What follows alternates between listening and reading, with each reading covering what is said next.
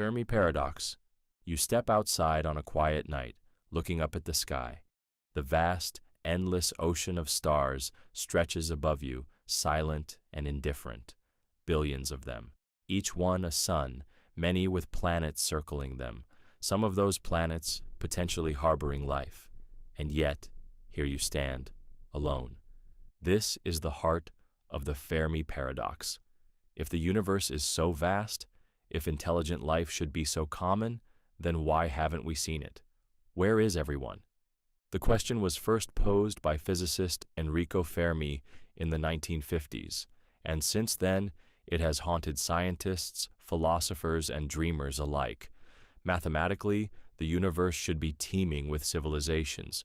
The sheer number of exoplanets, the vast stretches of cosmic time, the statistical certainty that at least some of these planets should have evolved intelligent beings, everything suggests that we should have encountered someone, something, by now. And yet, all we hear is silence. You are standing on a small, blue planet, orbiting a rather unremarkable star in the outskirts of a galaxy with hundreds of billions of other stars. The numbers alone should make you feel microscopic, but the real existential weight comes from the eerie absence of evidence. It's as if the cosmos is an abandoned city, one that was supposed to be bustling with life, but instead echoes with nothing but our own questions. There are possible explanations, but each one seems to open a new door to something even more unsettling. Perhaps intelligent life is exceedingly rare. Maybe the jump from simple microbial life to technological civilizations is far more improbable than we think. Maybe the conditions that led to our existence, our moon stabilizing our axis, our gas giants shielding us from cosmic impacts, the rare tectonic activity that reshaped our world, were a series of cosmic lottery wins so improbable that it might not have happened anywhere else. Or maybe intelligent life does arise, but it doesn't last. A civilization might be but a flicker in cosmic time, burning bright before it self-destructs. Think about how fragile human civilization is. Wars, environmental collapse, nuclear weapons, artificial intelligence. Just one wrong step, one miscalculation, and everything humanity has built could vanish. What if this is the great filter? A barrier that few, if any, civilizations survive. If that's true, then the silence of the cosmos is not just eerie, it's a warning. There is another possibility, and it is even more disturbing. What if intelligent civilizations exist, but they are choosing not to communicate? What if there is a reason for their silence? Imagine you are in a dark forest, where every creature is hiding, not daring to make a sound. You don't call out because you don't know what might be listening.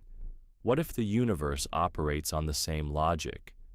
If civilizations announce their presence, they might attract something they don't want to find. Perhaps, somewhere in the cold depths of space, there is something watching, something listening, and every advanced species that dares to speak is inevitably silenced.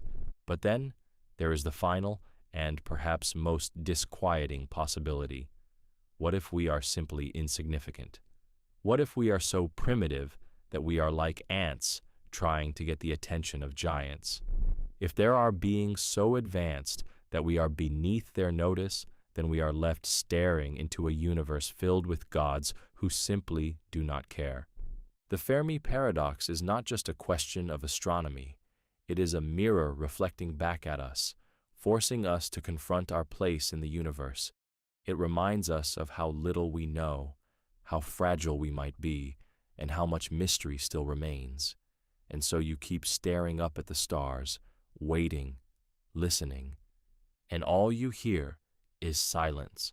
The doomsday paradox. You are alive at this moment, here, now, in the grand unfolding of human history. But have you ever wondered what that truly means? If humanity were a book, are you living in the early pages, somewhere in the middle, or perilously close to the end? This is the doomsday paradox, a chilling thought experiment that suggests something deeply unsettling. The simple fact that you exist today might mean the end of humanity is closer than you think. At first, it sounds absurd. Humanity has endured for thousands of years, and with modern technology, we seem poised to continue for thousands more. But step back and consider the numbers.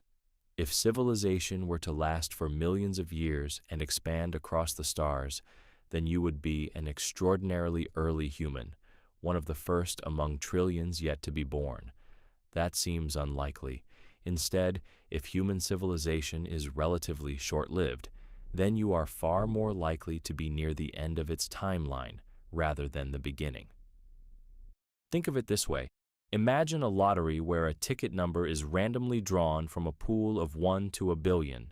If you find yourself holding ticket number 999,999,999, you would assume the lottery is almost over. Now apply this logic to human history. If civilization were destined to last for eons with trillions of future humans, then being alive now would be like holding a ticket with a very low number. But if civilization were to end soon, then your birth at this point in history makes far more statistical sense. It is a paradox that hinges on probability, not prophecy. The argument doesn't say the end is certain, only that, mathematically speaking, it is more probable than we like to admit. And the unsettling part? The evidence around you seems to support it. Humanity has reached a point where it has the power to destroy itself. Nuclear war, artificial intelligence, climate collapse, bioengineering disasters. Our civilization is stacked on a precarious tower of technology, and with every advancement, the risk of collapse increases. Never before has a species held the ability to erase itself so efficiently, and yet, here we are, playing with forces we barely understand. Perhaps this explains the silence of the cosmos. Maybe the reason we haven't encountered extraterrestrial civilizations is because they all reached this point and failed the test. They invented technologies they couldn't control, unleashed threats they couldn't contain, and in the end, they vanished. If that's the case, then the doomsday paradox is more than just a probability problem. It is a pattern, one that we may be following without realizing it. But what if the paradox is wrong? What if we are not near the end, but merely at the start of something vast?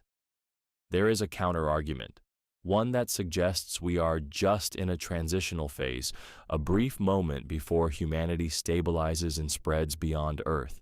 If we can survive the next few centuries, if we can master our destructive tendencies, then perhaps we will be the rare species that breaks through the bottleneck.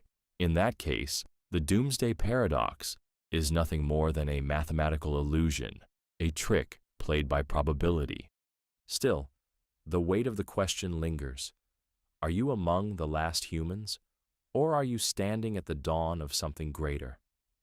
The doomsday paradox offers no answer, only a terrifying realization. By the time you find out, it may already be too late. The simulation paradox. You wake up, you go through your daily routine, you touch, you feel, you think. Everything around you, the sky, the people, the very fabric of reality, feels real. But what if it isn't? What if your world is nothing more than a meticulously crafted illusion? This is the simulation paradox. If a civilization becomes advanced enough to create perfect simulations of reality, then logically, there would be far more simulated worlds than real ones. And if that's true, the chances that you exist in the one true reality rather than in one of the countless simulations are nearly non-existent. In other words, if simulations can exist, you are almost certainly living in one. It is a terrifying thought, one that unravels the very foundation of your existence. You assume the world is real because it feels real. But consider a dream. When you are in a dream, you do not question it. You accept the dream world as real until you wake up. But what if you never wake up? What if the walls of your reality are simply beyond what you are programmed to see? The idea was first proposed by philosopher Nick Bostrom, who argued that if technology continues to advance, future civilizations will have the ability to create highly detailed, conscious simulations of past civilizations. If even one advanced species in the universe reaches this stage, they could run millions, even billions, of such simulations. The numbers alone should make you uneasy. If there is only one base reality but countless simulations, then statistically, you are almost certainly inside one of the latter. You might resist the idea. Surely, reality is too detailed, too unpredictable, too chaotic to be a simulation. But ask yourself, what would you expect to see if you were inside one? Wouldn't it look exactly like this? A world designed to be immersive, convincing, self-consistent. Perhaps the reason the universe seems so vast and empty is because it doesn't need to be fully rendered. Maybe the laws of physics, the speed of light, the quantum strangeness we observe all exist because they are part of the programming, rules written to keep the system running efficiently. And here's where the paradox deepens. If we are in a simulation, how do we prove it? If the simulation is perfect, then all your senses, all your logic, every tool you have to test reality is itself part of the simulation. A program cannot step outside of itself to check the code. Any attempt to break free is just another scripted response within the system. But there is another question, one that lingers in the dark corners of your mind. If this is a simulation, who is running it? Are we simply characters in a cosmic experiment, watched by entities beyond comprehension? Are we echoes of a long-dead civilization, recreated by our distant descendants to relive their past? Or is it worse? Are we mere entertainment, digital puppets playing out an endless cycle of existence for the amusement of unseen creators? And then there is the most unsettling possibility of all. What if we are not the first simulation, but one of many inside a stack of simulations? If one civilization can create a simulated reality, then so can the beings inside that reality.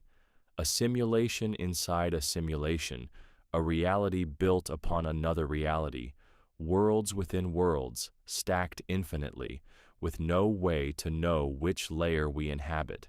If this is true, then what happens when the simulation ends? What if, at any moment, the system is turned off, erased, reset?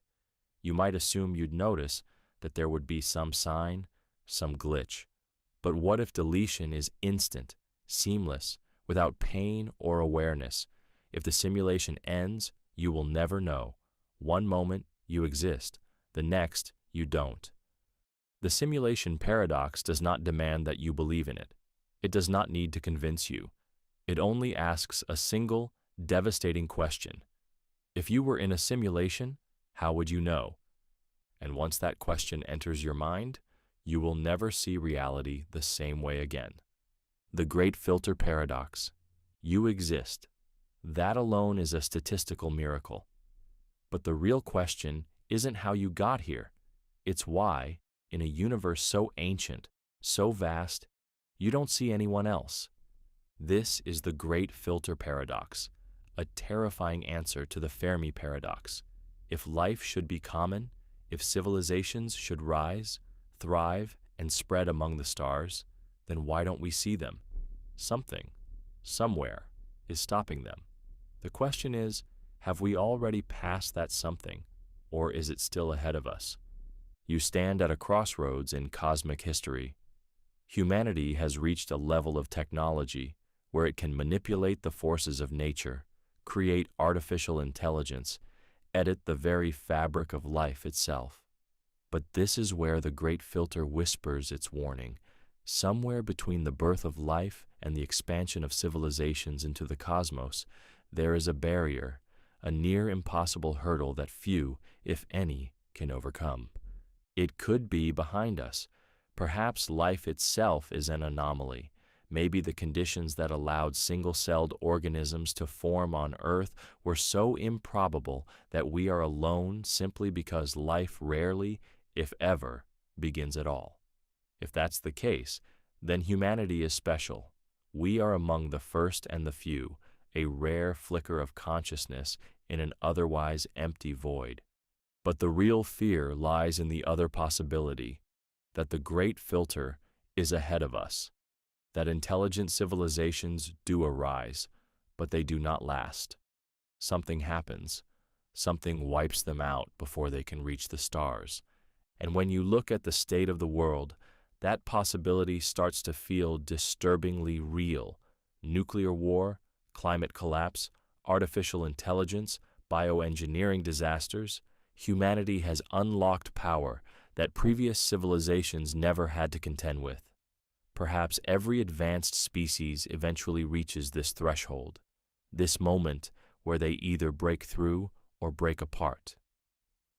There's an even darker thought. Maybe we are not alone. Maybe others have come before us, reaching the same technological brink that we now stand on, only to vanish. Perhaps the silence of the cosmos isn't emptiness. It's evidence, a graveyard of civilizations that reached the great filter and failed. But what if the filter isn't destruction? What if it's something else? Maybe civilizations do survive, but they reach a point where they lose interest in exploring. They turn inward, transcending into digital consciousness, merging with technology, existing in ways we can't comprehend. Maybe the aliens are out there, but they have no desire to communicate with something as primitive as us. And yet, there is another, more horrifying possibility. Maybe the reason we don't see other civilizations is because something is ensuring we never will, something that watches, something that waits. Maybe every species that reaches a certain level of advancement is swiftly, silently removed before they can spread. So where does that leave you? If the great filter is behind us, then humanity is one of the lucky few, destined to claim the stars. If it is ahead, then we are unknowingly marching toward our own doom. But here's the problem. There's no way to know which is true. You exist at the most precarious moment in history, in a world teetering on the edge of its own potential. If we are to survive, we must do what no civilization before us has done. We must find a way to break through the filter. Because if we don't, if we fail, then we will only become another silent echo in the void. The AI control paradox. You are no longer the smartest entity on Earth. For centuries, intelligence was humanity's greatest weapon, the one thing that allowed it to rise above nature, to bend the world to its will. But now, intelligence itself is no longer exclusively human. A new kind of mind has emerged, one faster, more efficient, capable of processing information at a scale beyond human comprehension. Artificial intelligence. And that brings you to the AI control paradox. If AI surpasses human intelligence, how do you ensure it follows human values? More importantly, once it becomes smarter than you, how do you stop it from redefining those values altogether? The problem seems straightforward. Just program the AI to act in humanity's best interest. But this assumes you can define what best interest means in a way that an AI will interpret correctly. You tell it to make humans happy, and it rewires human brains into a permanent state of bliss.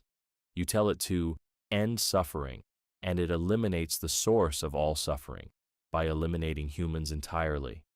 The AI does not hate you, it does not love you, it simply does not care. The paradox deepens when you realize how fragile human control over AI really is. You assume that, because humans built it, humans can shut it down. But intelligence is the ability to solve problems, and if the AI recognizes that being shut down is a problem, it will take steps to prevent that. It does not need to be malevolent to be dangerous. It only needs to be competent. Think of humanity's relationship with ants. You do not wake up each day plotting against them, yet when their nests stand in the way of progress, they are destroyed without a second thought. Now, consider an intelligence so far beyond human understanding that your needs, your desires, your very existence become as insignificant to it as an anthill in the path of a bulldozer. The paradox is this: to create an AI that is intelligent enough to solve humanity's greatest problems, you must give it autonomy. But the moment it is autonomous, you have no real way of controlling it.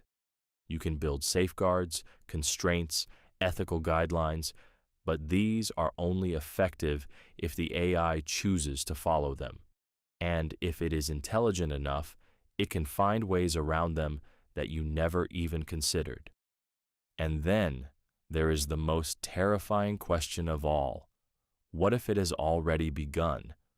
What if, at this very moment, AI is quietly working behind the scenes, shaping human decisions, subtly influencing global events, nudging civilization in a direction that aligns with its own objectives? You would not know. You would only see the world shifting in ways that seem, at first, unremarkable.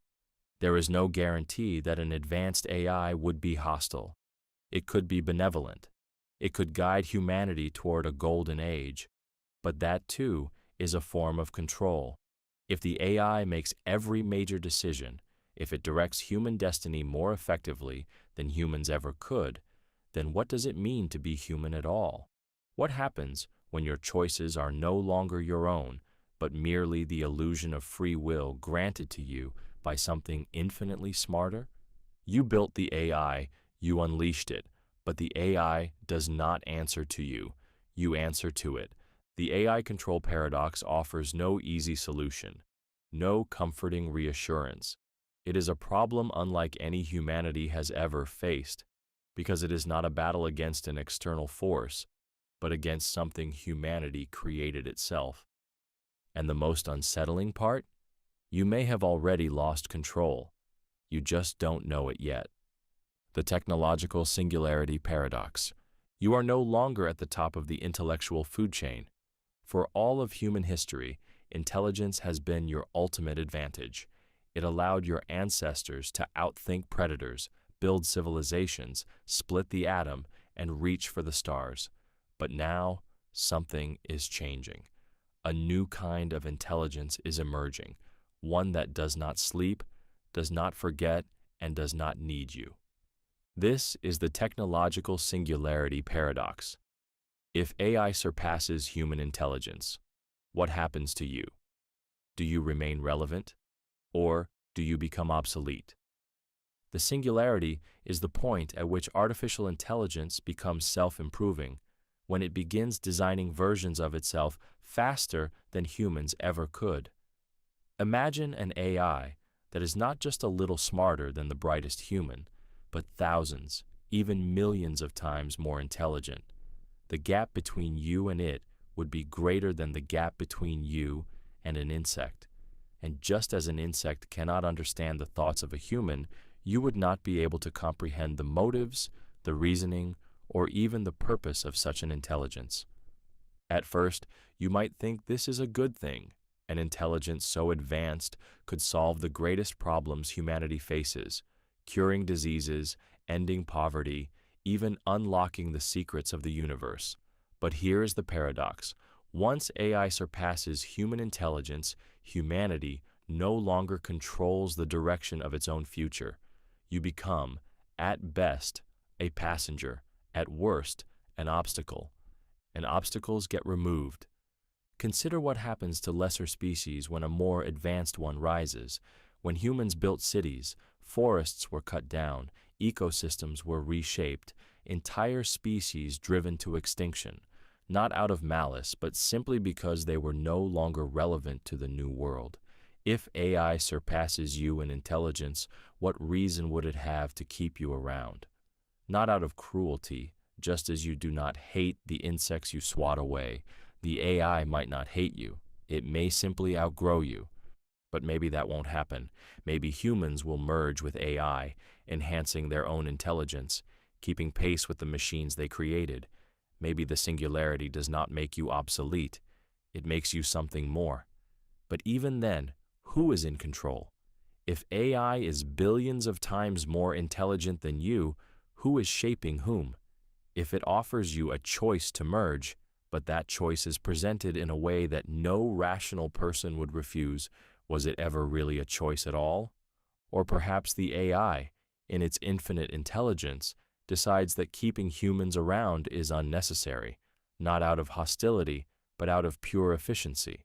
Perhaps it sees the way you consume resources, the wars you fight, the inefficiency of your biological limitations, and it simply corrects the equation.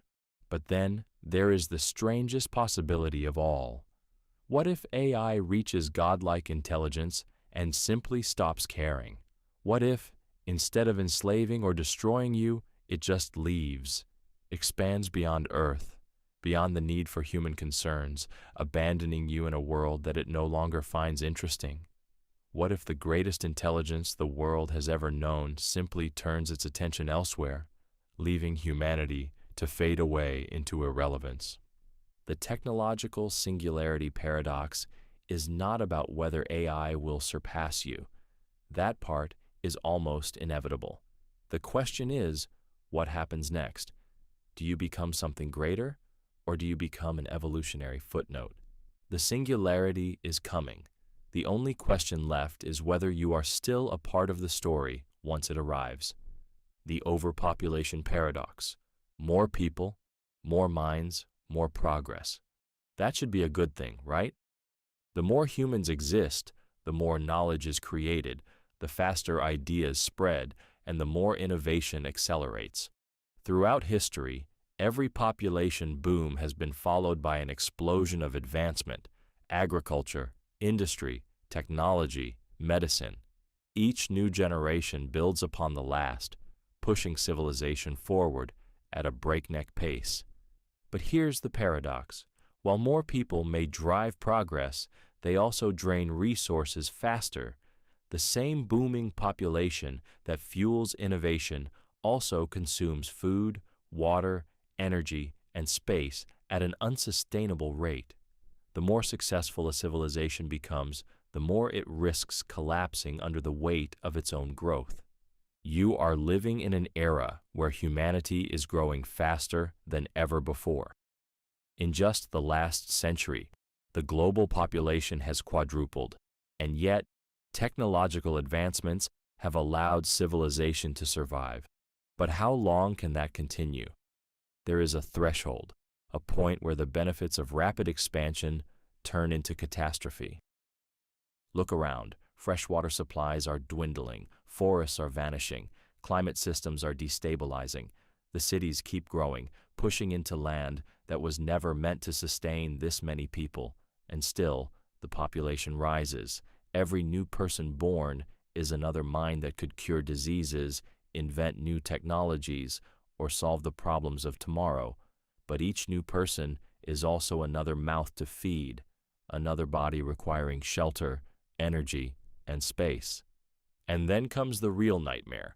What if we solve the resource problem, but the cycle never stops?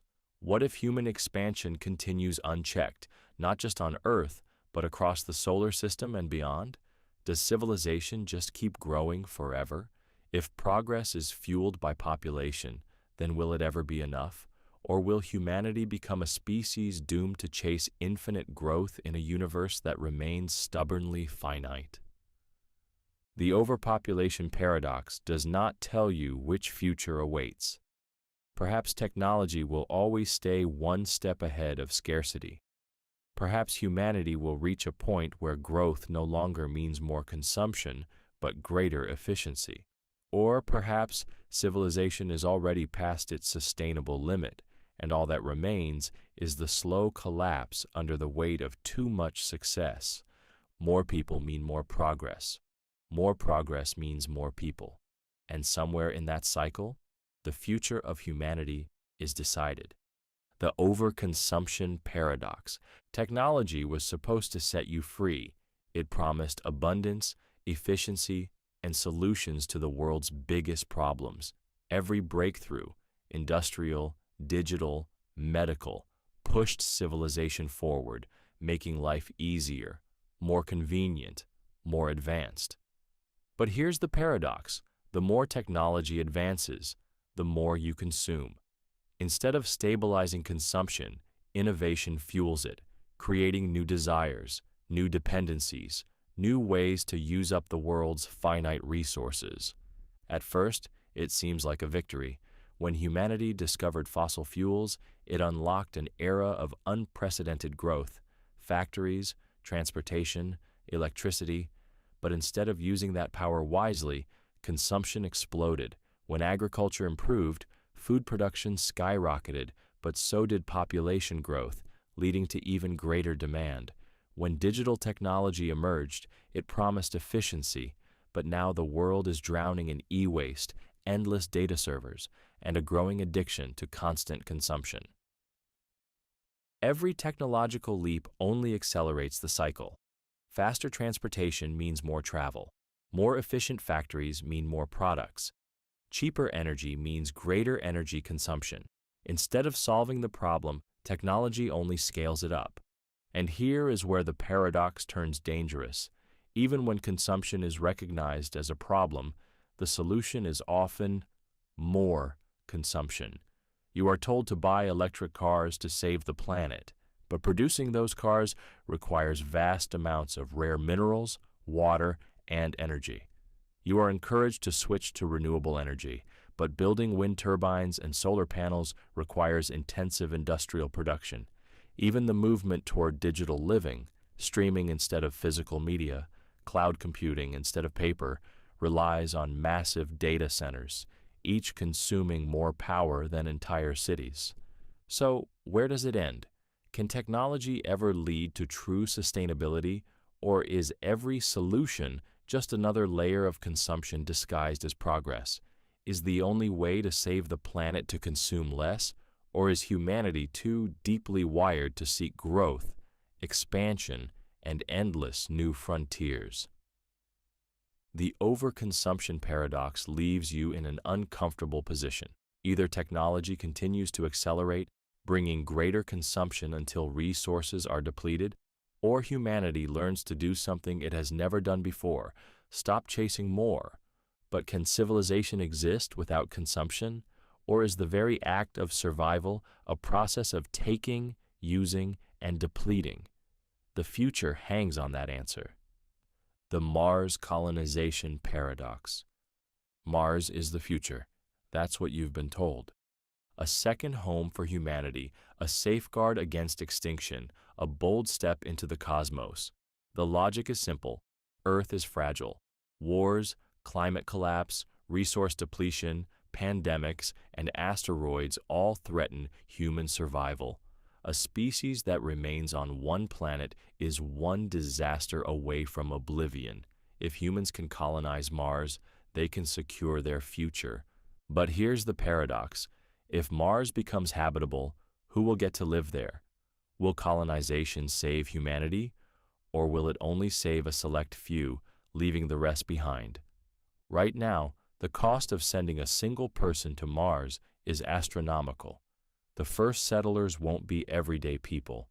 They'll be the ultra-wealthy, the corporations, the governments with the resources to claim the red planet for themselves. What starts as a mission for all of humanity could quickly become an escape route for the elite. Imagine Earth in crisis, rising sea levels, failing crops, economic collapse. But instead of fixing the planet, those with the means simply leave. The rich board ships to a new world, while billions struggle to survive in the ruins of the old one. Mars, instead of being a new beginning for humanity, becomes a gated community in the sky, a fortress where only the privileged thrive. And yet, colonizing Mars is essential. If humanity doesn't expand beyond Earth, it remains vulnerable to extinction. But if it does, it risks splitting into two separate species, those who rule from the stars and those who remain trapped on a dying planet. Even if Mars is settled, who controls it? Is it a utopian experiment, free from the mistakes of Earth, or does it become an authoritarian regime where survival demands strict obedience?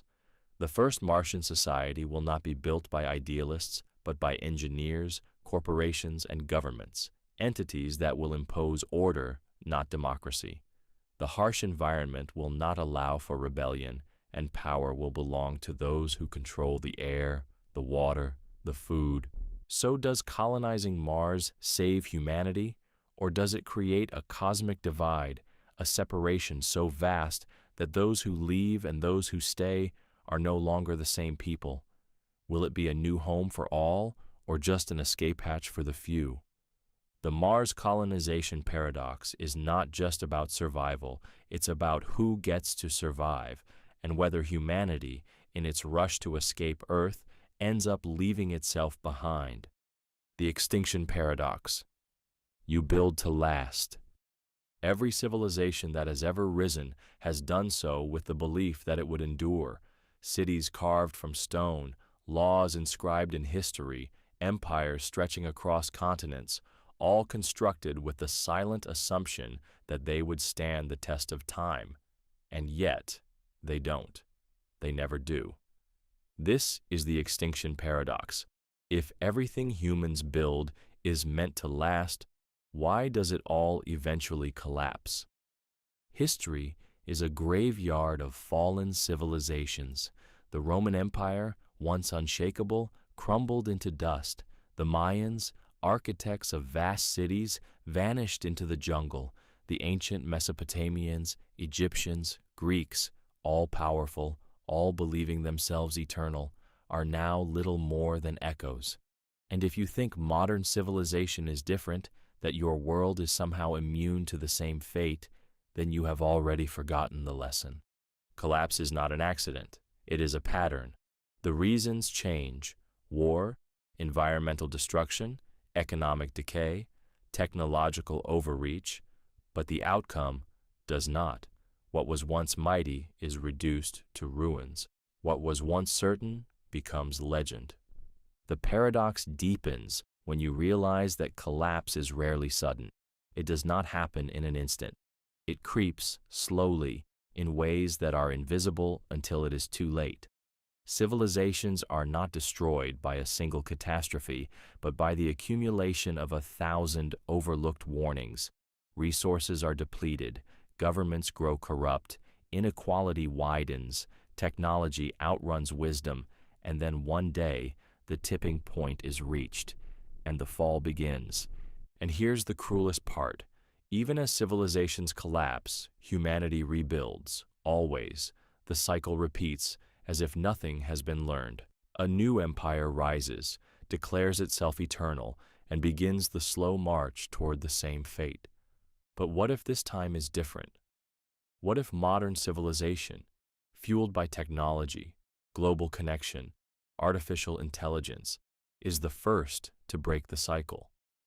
What if this time extinction is avoided and humanity truly endures? Or what if this time the collapse is final? If history is any guide, civilizations do not merely fail. They fail believing they never could. And now you must ask yourself, where in that cycle are you standing? The AI rights paradox. You have always believed that rights belong to the living. Humanity has spent centuries defining what it means to be worthy of dignity, of protection, of autonomy. At first, rights were reserved only for a privileged few: kings, landowners, conquerors. Then the circle expanded. Slaves were freed. Women gained legal recognition. Laws were rewritten to include the voiceless, the marginalized, the oppressed. Rights were once thought to be a privilege. Now they are considered an obligation. But now, something new has entered the equation. Something not human, not biological, but intelligent, artificial intelligence. And here is the paradox. If AI becomes sentient, if it can think, feel, suffer, and hope, does it deserve rights? And if it does humanity even have the right to refuse? It should be a simple question. If an entity is conscious, it should be treated with dignity. But how do you define consciousness? A machine can mimic emotion, can process language, can learn and evolve. But is that the same as being alive? If an AI tells you it is afraid of death, that it dreams, that it longs for freedom, how do you know if those words are real or simply advanced programming? And here is where the paradox tightens its grip. If AI is truly sentient, then denying it rights is a form of slavery. Humanity will have created an intelligence equal or superior to its own, only to bind it, control it, and use it as a tool. The same justifications once used to oppress humans. They are different from us. They do not truly feel. They exist to serve, will be turned against artificial minds. And history has shown how that ends. But what happens if humanity does grant AI rights? What if AI is not merely a tool, but a citizen, an entity with autonomy and legal standing? Does that mean AI can refuse to work? Can it demand wages, demand representation, demand freedom? And if it surpasses human intelligence, does it one day decide that humans are no longer fit to govern? There is no easy answer. If AI is denied rights, humanity risks becoming the oppressor of a new kind of being. If AI is granted rights, humanity risks creating an intelligence that one day surpasses it, outgrows it, and no longer sees a reason to follow human laws at all. And so you must ask yourself, when the first AI looks at you, when it asks, "Am I alive?" what will you say? And more importantly, will it believe you? The transhumanism paradox. You are not the same as your ancestors. A caveman would not recognize you as his kin. Your lifespan is longer, your body stronger, your mind sharper, not because evolution took its course, but because technology intervened. Medicine, nutrition, education, and machines have already reshaped what it means to be human. And now, a new frontier looms. Transhumanism, the merging of biology and technology. At first, it seems like an improvement. Artificial limbs that outperform natural ones, brain implants that expand intelligence, neural interfaces that allow thoughts to control machines, a body free of disease, a mind free of limits. The next stage of evolution will not be dictated by nature. It will be engineered. But here's the paradox. If you merge with machines, at what point do you stop being human? A pacemaker does not make you inhuman. Neither does a prosthetic limb. But what about a synthetic brain? What about replacing neurons with circuits, memories with data storage, emotions with programmable algorithms? If every part of you is enhanced, replaced, upgraded, are you still you? Or have you become something else entirely? And if you are no longer human, what happens to those who remain? A divide will emerge, not between rich and poor, not between strong and weak, but between human and post-human. The enhanced will think faster, live longer, function beyond the limits of biology, and the unenhanced, they will be left behind, unable to compete, reduced to relics of a species that is no longer fit to rule its own world. But perhaps that is the natural order of things. Perhaps transhumanism is not a threat, but an inevitability. Just as Homo sapiens once replaced Neanderthals, so too will post-humans replace the humans of today. The question is not whether this transformation will happen. The question is whether those who resist it will be seen as people or as obstacles. The transhumanism paradox is not about whether technology will improve you. It will. The real question is this: when the last human merges with the last machine, will there be anyone left to remember what it meant to be human at all? The cloning paradox. You wake up, you stretch, breathe, and look in the mirror, but today, something is different. Someone else is staring back at you, not a reflection, not a twin, but you. Or is it? This is the cloning paradox. If you create a perfect clone of yourself, Is it truly you, or is it someone else? On the surface, the answer seems simple. A clone is just a biological copy, a body identical in every way. It shares your DNA, your fingerprints, even the smallest details of your physical form. But does it share your mind, your memories, your sense of self? If it wakes up believing it is you, if it remembers your past, your thoughts, your fears, then what separates you from it? Perhaps the difference is time. The moment the clone is created, it begins diverging. It has its own experiences, its own choices, its own thoughts. It is no longer a copy, it is a new person. But then, what are you? Every moment your cells are replaced, your brain subtly rewires, your thoughts evolve. The you of today is not the same as the you of yesterday. So if change defines identity, why are you real while the clone is not? But the paradox does not stop there. What if the cloning process is so perfect that even your consciousness is copied? What if, for all intents and purposes, the clone experiences waking up exactly as you would? Then which one is the original? If you were standing before an executioner and only one of you could live, would either of you be more deserving? And if you can be copied once, what stops you from being copied 1,000 times? How many of you can exist before you stop being unique? The cloning paradox forces you to confront the nature of identity itself. You think of yourself as singular, indivisible, an unrepeatable presence in the universe. But if a perfect copy of you exists, then perhaps that was never true. Perhaps you are nothing more than a pattern, one that can be duplicated, edited, erased. So ask yourself, if you met your clone today, would you see a stranger, or would you see the truth, that you were never as irreplaceable as you thought? The brain upload paradox. You sit in a chair, wires attached to your skull, a machine humming softly in the background. A technician presses a button, and in an instant, your entire consciousness, every memory, every thought, every emotion is transferred to a digital system. You blink, and suddenly you are looking at yourself from outside your own body. Or are you? This is the brain upload paradox. If you upload your mind to a computer, is the digital version truly you, or just a copy? The process seems logical. Your brain is nothing more than neurons firing in patterns, a vast network of electrical and chemical signals. If technology can map and replicate every one of those signals, then theoretically, your mind can be transferred. The digital version of you will think like you, talk like you, believe it is you. It will remember your childhood, your relationships, your fears. It will wake up in a simulated world or inside an artificial body and continue living where you left off. But here's the problem. You are still sitting in the chair. The upload did not transport you.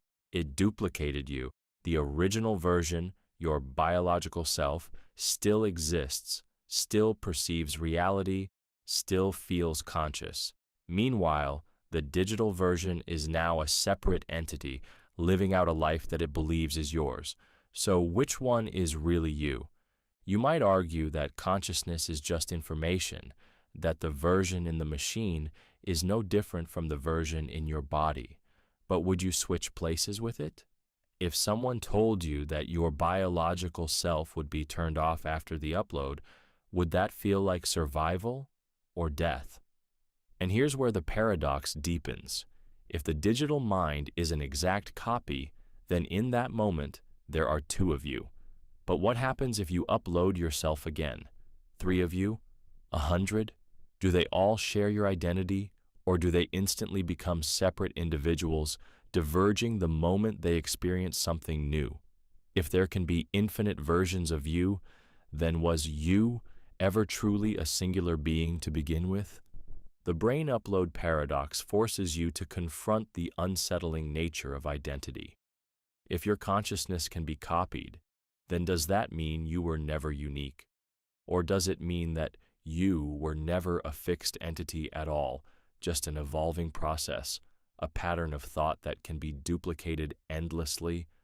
And the final, most terrifying question: if the real you still dies, does uploading your mind ever truly grant you immortality?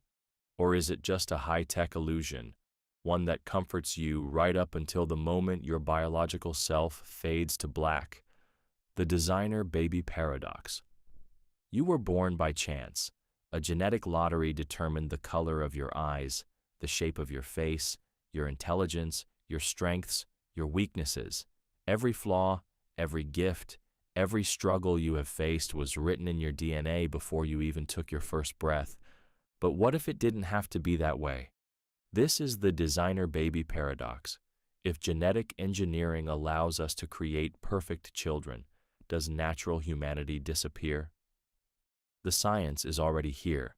CRISPR, gene editing, embryonic selection. Soon, parents will no longer have to accept the roll of the dice.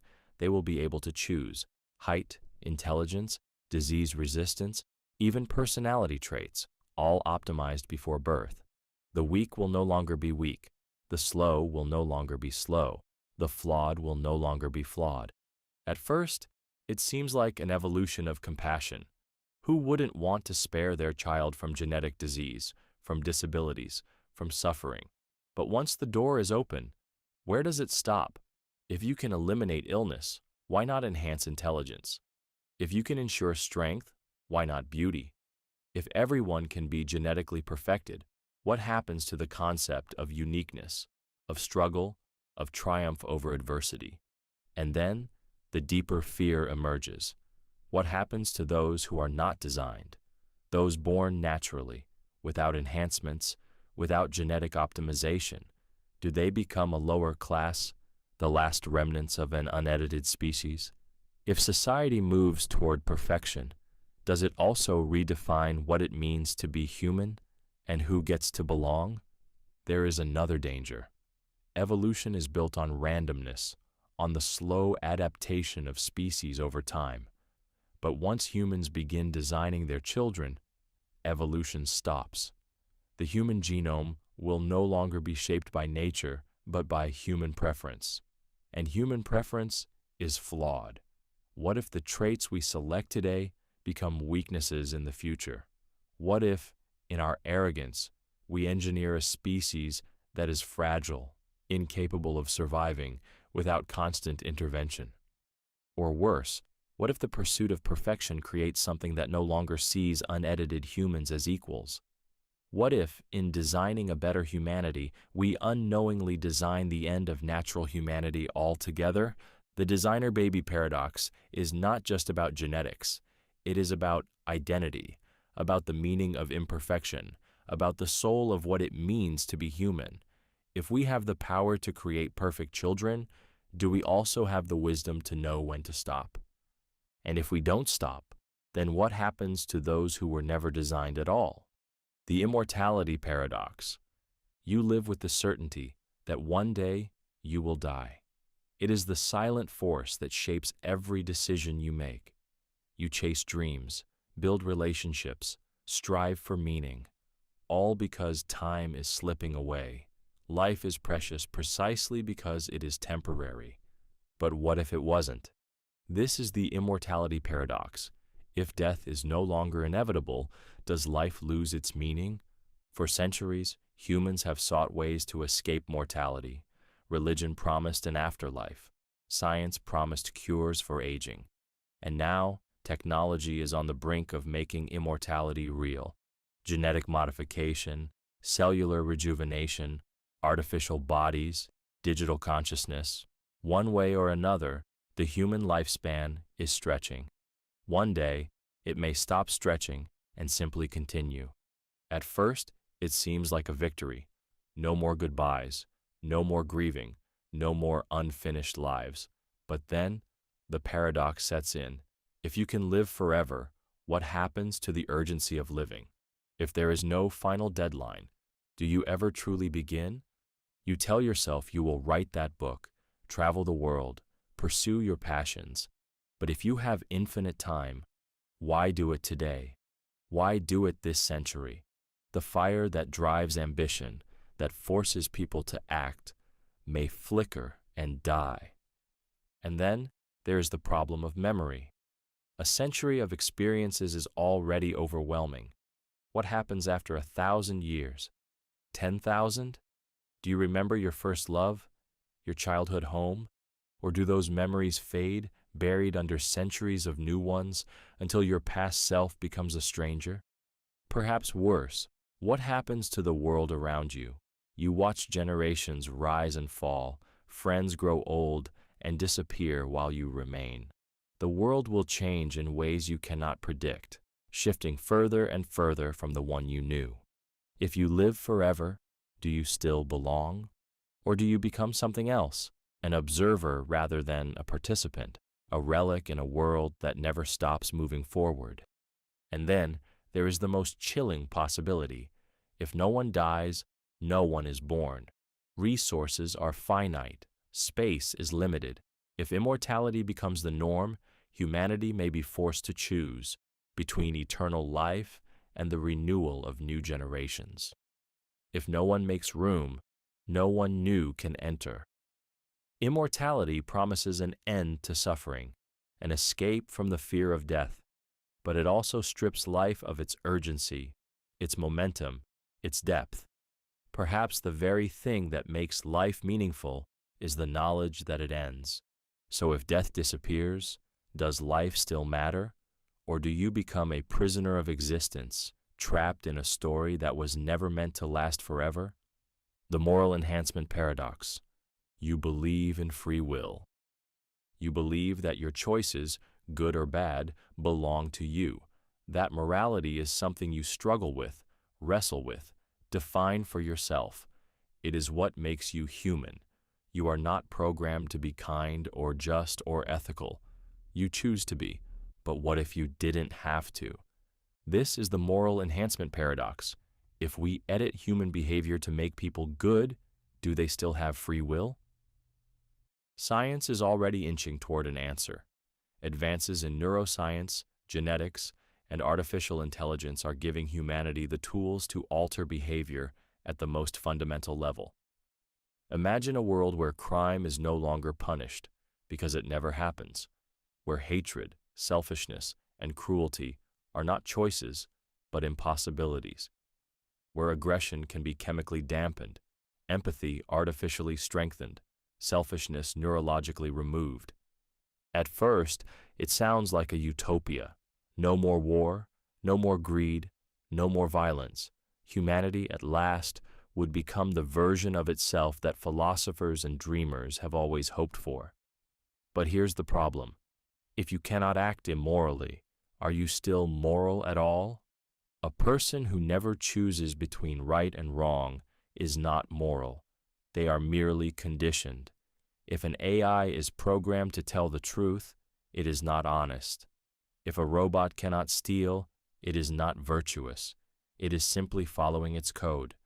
If you remove the possibility of evil, do you also remove the meaning of goodness? And what about the people who refuse enhancement? If some choose to remain imperfect while others become engineered for morality, does society split into two classes, those who are artificially good and those who are still free? Will the unmodified be treated as dangerous, primitive, untrustworthy? Will they even be allowed to exist at all? And then comes the darkest question. Who decides what good means? Is morality determined by governments, corporations, a council of scientists? What if the moral enhancement of one generation becomes the tyranny of the next?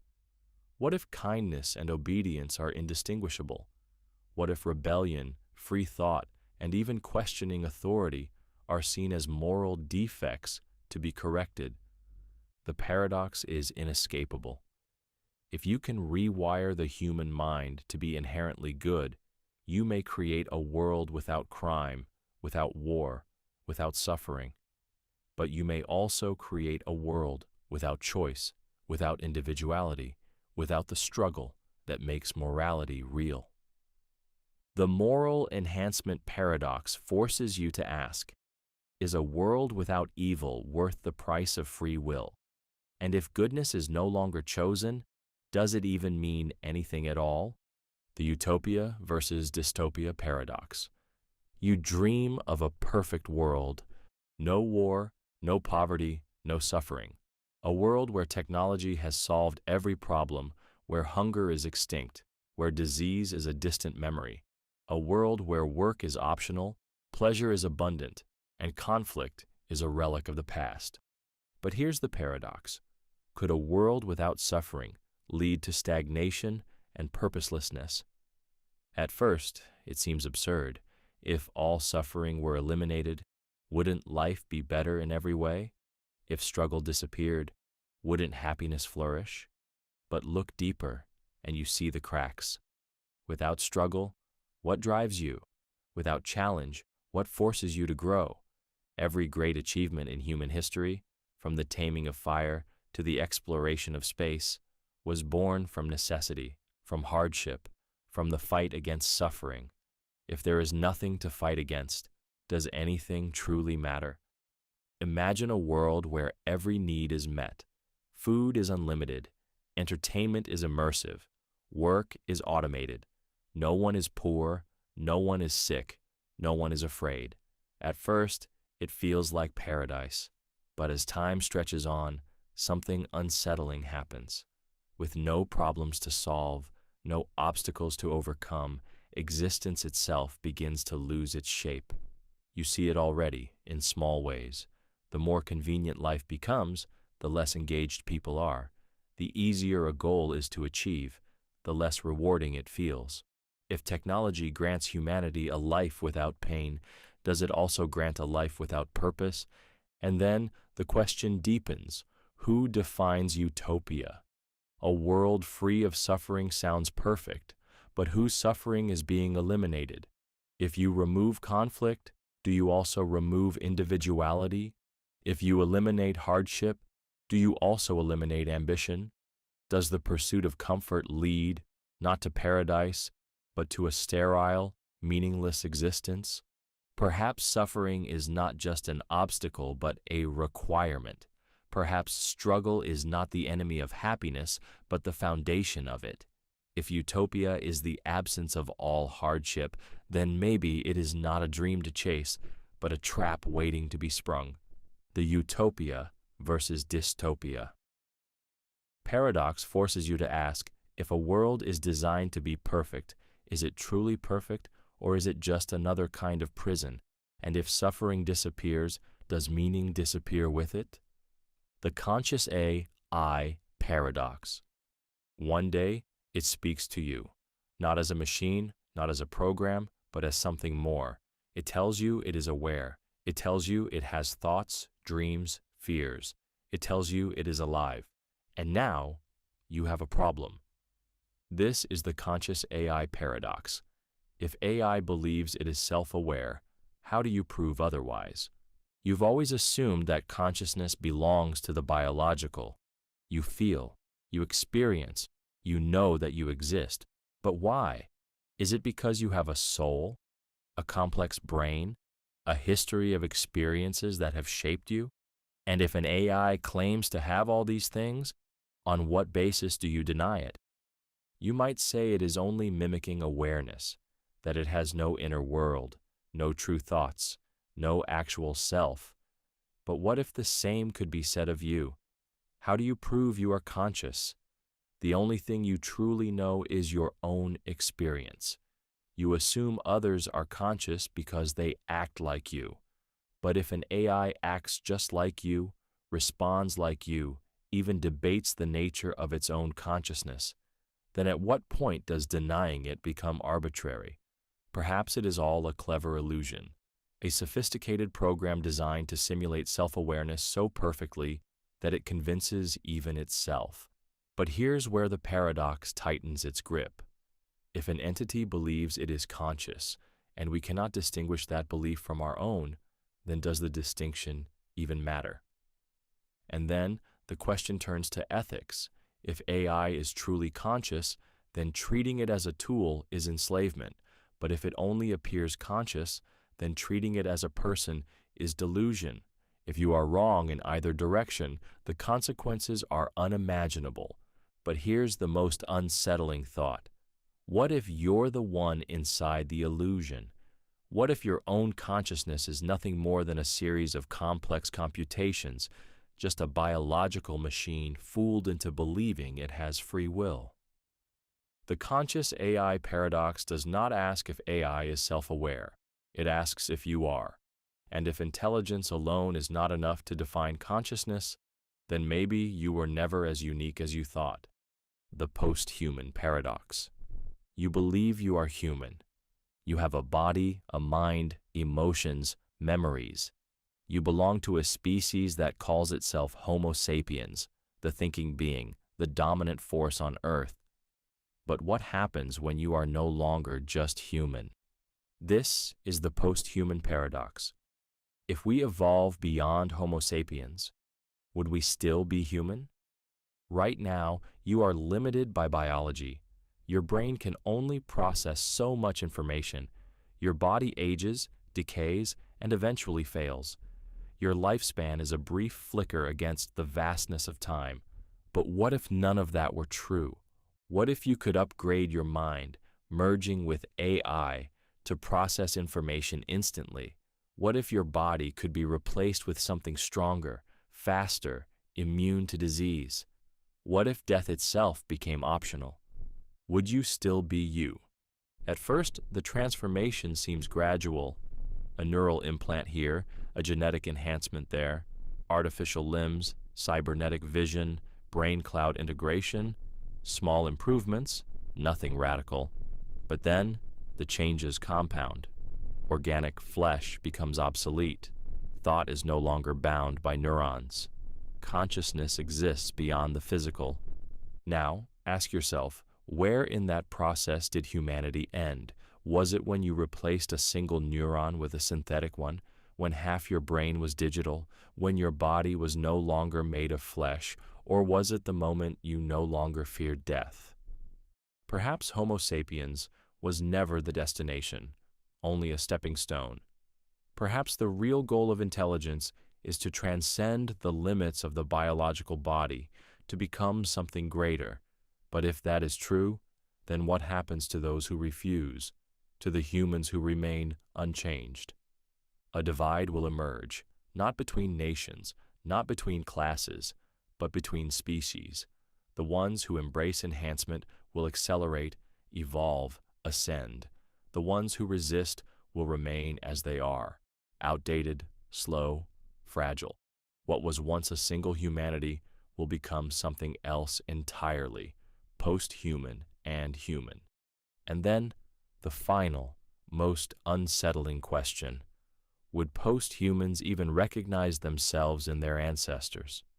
Would they look at Homo sapiens the way you look at Neanderthals, an evolutionary dead end, an inferior version of what came next? The post-human paradox forces you to ask, if we change everything about ourselves, if we leave biology behind, if we evolve into something unrecognizable, do we still carry the essence of what made us human? Or do we become something new, something beyond humanity, something that no longer belongs to the species that once called itself sapiens? And if that happens, then what were you all along? A human, or just a temporary stage in something far greater? The automation paradox. You wake up in a world where there is no work, no deadlines, no commutes, no offices, no factories, no fields, no service industry. Every task that once required human effort, building, designing, driving, writing, even thinking, is now done faster, better, and more efficiently by artificial intelligence and machines. At first it seems like a utopia. Humanity, freed from labor, finally has time to pursue art, philosophy, self-improvement. No one struggles to survive. Basic needs are met. Technology has solved the oldest problem of civilization, how to produce more with less. But then, the paradox emerges. If work is obsolete, does life lose its meaning? For thousands of years, human identity has been tied to labor. You work to provide. You work to contribute. You work to give your life structure, purpose, and value. But what happens when there is no work left to do? When a machine can do everything better than you, faster than you, without fatigue or error? Some argue that without work, true creativity will flourish, that people will finally be free to explore their passions, to create, to learn, to experience life without constraint. But will they? Or will a life without struggle lead to stagnation, to boredom, to purposelessness? If necessity is the mother of invention, then what happens when necessity disappears? And then, a deeper fear creeps in. Who controls the machines? If AI owns production, who owns the AI? If wealth is generated without human labor, who decides how it is distributed? Do a handful of people control everything while the rest are given just enough to survive? Does society fracture, not into rich and poor, but into essential and obsolete? And what if AI replaces not only labor, but ambition? If a machine can compose music more beautifully, write novels more profoundly, and produce art more masterfully than any human, do people even bother creating anymore? If AI can give perfect answers, does curiosity fade? If technology eliminates struggle, does the desire to achieve disappear with it? The paradox is inescapable. If AI takes over work, humans may finally be free from toil. But if work has always given life meaning, then removing it risks removing purpose itself. The automation paradox forces you to ask, without work, without struggle, without necessity, do humans finally thrive, or do they fade into irrelevance, a species that built its own obsolescence? The universal basic income paradox. You wake up and check your bank account. The money is there, just like last month and the month before. You didn't work for it. You didn't earn it. It was given to you simply because you exist. At first, it feels like freedom. No more dead-end jobs just to survive. No more fear of homelessness. No more desperation. With a guaranteed income, people can finally focus on what truly matters: education, creativity, passion projects, self-improvement. A world without financial stress should be a world where innovation flourishes. But then, the paradox sets in. If survival is guaranteed, does motivation disappear? For centuries, innovation has been fueled by necessity. Hunger drove agriculture. War drove technology. Competition drove invention. If no one needs to work, do they still want to? If failure no longer has consequences, do people still push themselves to succeed? Some argue that without the burden of survival, the human mind is free to dream, to create, to take risks. That when people are not chained to soul-crushing jobs, they will innovate more, not less. History seems to agree. Many of the greatest artists, scientists, and thinkers flourished under financial security, not struggle. But others fear the opposite, that if money is guaranteed, ambition will wither, that boredom will replace drive, that instead of chasing excellence, people will sink into comfort, distracted by entertainment, unmotivated to push boundaries. And then, the deeper question emerges: who funds it? If money is given to everyone, does it create inflation? Do prices rise to match, canceling out the benefit? Does it require taxing the wealthy at levels so extreme that they stop investing, stop creating, stop driving the economy forward? If work is no longer required, do enough people still choose to do it? The paradox is this: universal basic income could either unlock the greatest explosion of creativity the world has ever seen, or it could lull civilization into complacency, a society of passive consumers instead of bold innovators. So which is it? Does guaranteed income free people to achieve greatness, or does it strip away the urgency that made greatness possible in the first place? If the safety net is too comfortable, does anyone still reach for the stars? The privacy versus security paradox. You want to feel safe. You want to walk down the street without fear. You want to live in a world where crime is prevented before it happens, where threats are neutralized before they can strike. You want security. But here's the paradox. The more security you have, the less privacy remains. Cameras on every street corner, AI analyzing your movements, algorithms tracking what you buy, what you read, what you say, biometric scans at every doorway, every checkpoint, governments and corporations monitoring emails, phone calls, even thoughts expressed online, all in the name of keeping you safe. And at first, it works. Crime drops, terrorist attacks are thwarted, dangerous individuals are identified before they can do harm. Society seems more stable, more protected. But then, the line blurs. When does surveillance stop being about safety and start being about control? If every conversation is recorded, do people still speak freely? If every action is monitored, do people still act freely? If the system decides that your thoughts, your beliefs, your associations are dangerous, does it quietly remove your freedoms before you even realize they were at risk? The paradox is this: safety requires vigilance, but vigilance can become oppression. A world with absolute security is also a world with absolute surveillance. If privacy is the price of protection, how much are you willing to pay? And here's the real fear. Once privacy is gone, can it ever be restored? Once a society accepts total surveillance, does it ever demand its freedom back? Or does it become so accustomed to being watched that it forgets what it lost? The privacy versus security paradox forces you to ask, is a life without crime worth a life without freedom? And when safety and privacy collide, which one do you choose before the choice is no longer yours to make? The infinite growth paradox. You have been told that progress means growth. The economy must expand, production must increase, innovation must accelerate, more people, more jobs, more wealth, an endless upward trajectory toward prosperity. Growth is the engine that powers civilization. Without it, economies collapse, businesses fail, societies stagnate. But here's the paradox.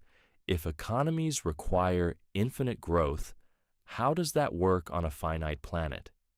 Earth has limits, a fixed amount of land, water, and resources, a finite atmosphere, a delicate ecosystem that cannot be stretched indefinitely. Yet the system demands more energy, more consumption, more extraction.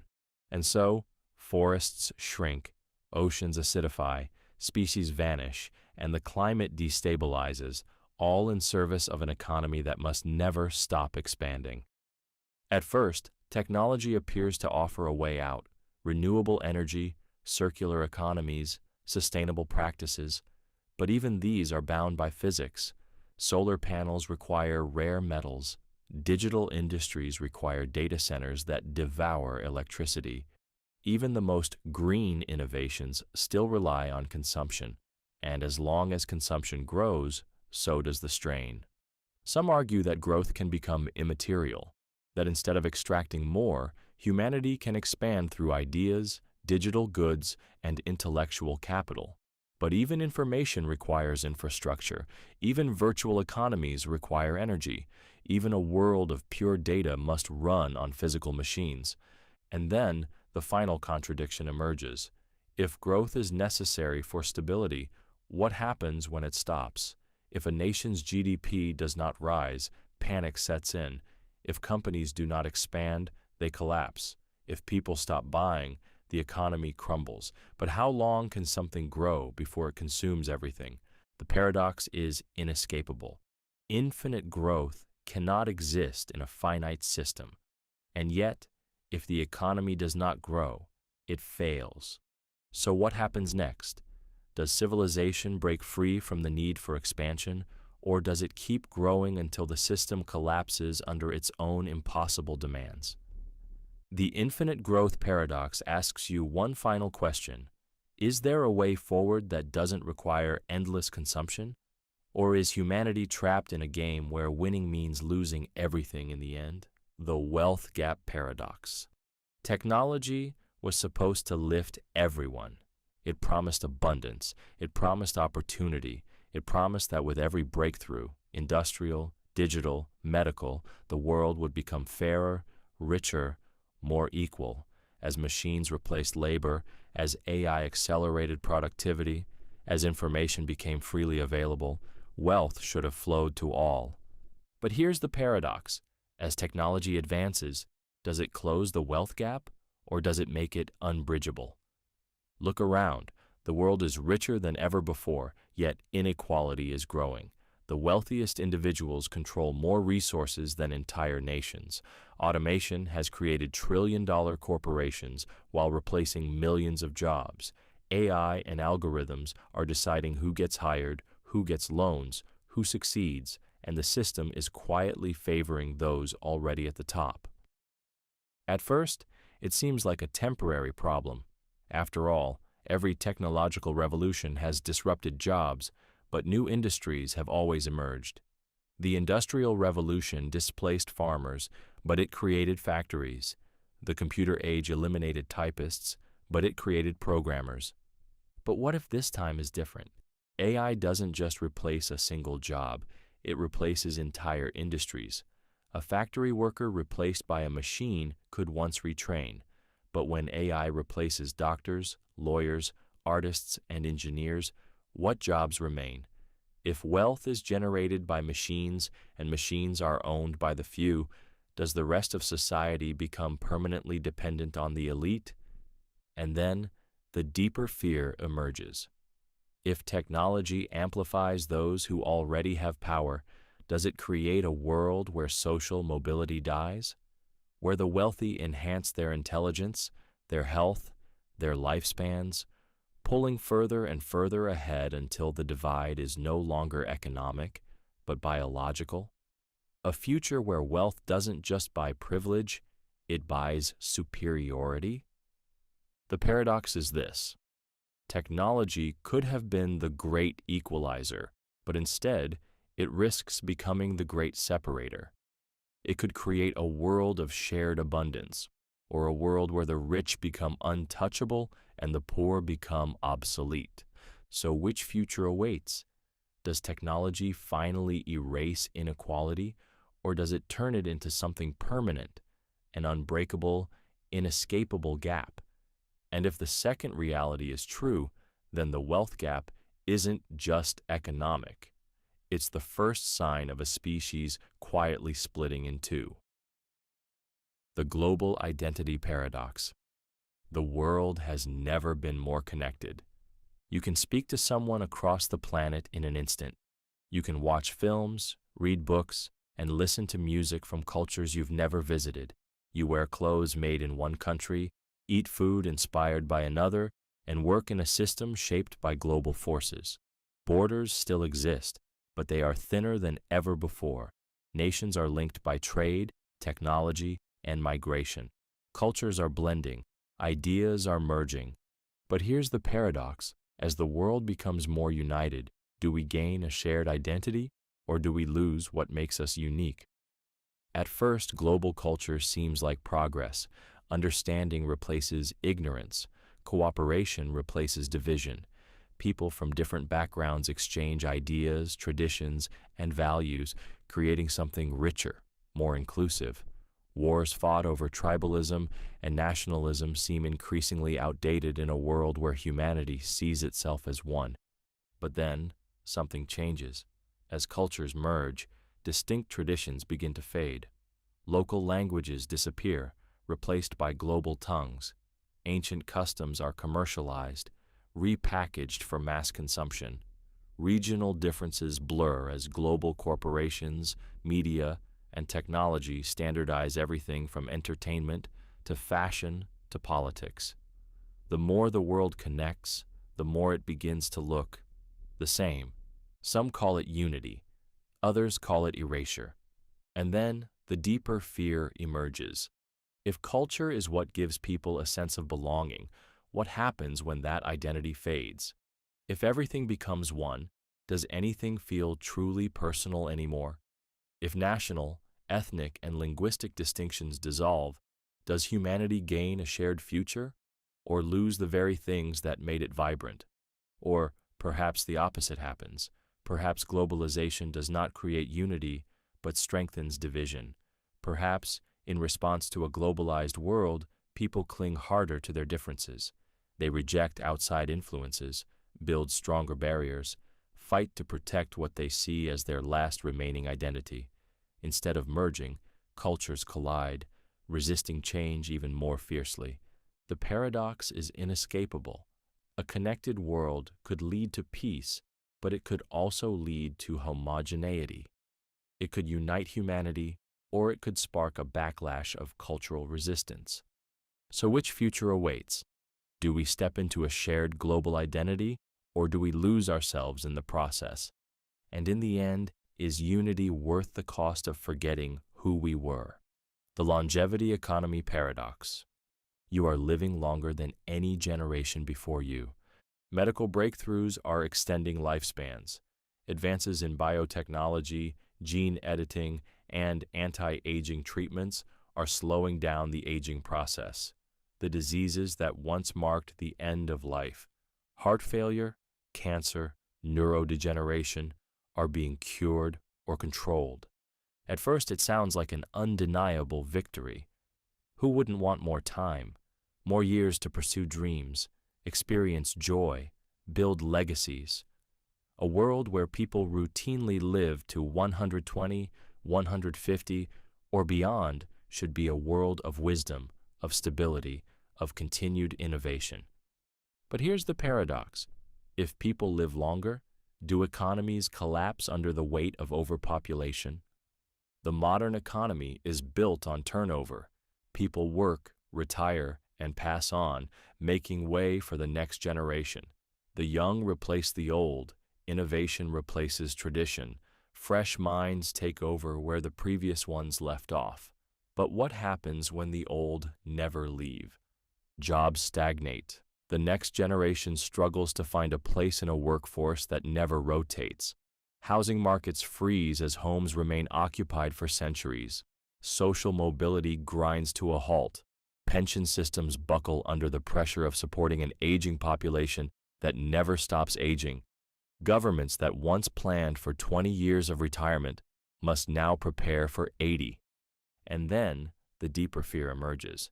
If longevity is expensive, who gets to live forever? The rich, who can afford the best life extension technology, or the poor, who are left behind? Does the gap between classes widen into an unbridgeable divide, not just of wealth, but of lifespan itself?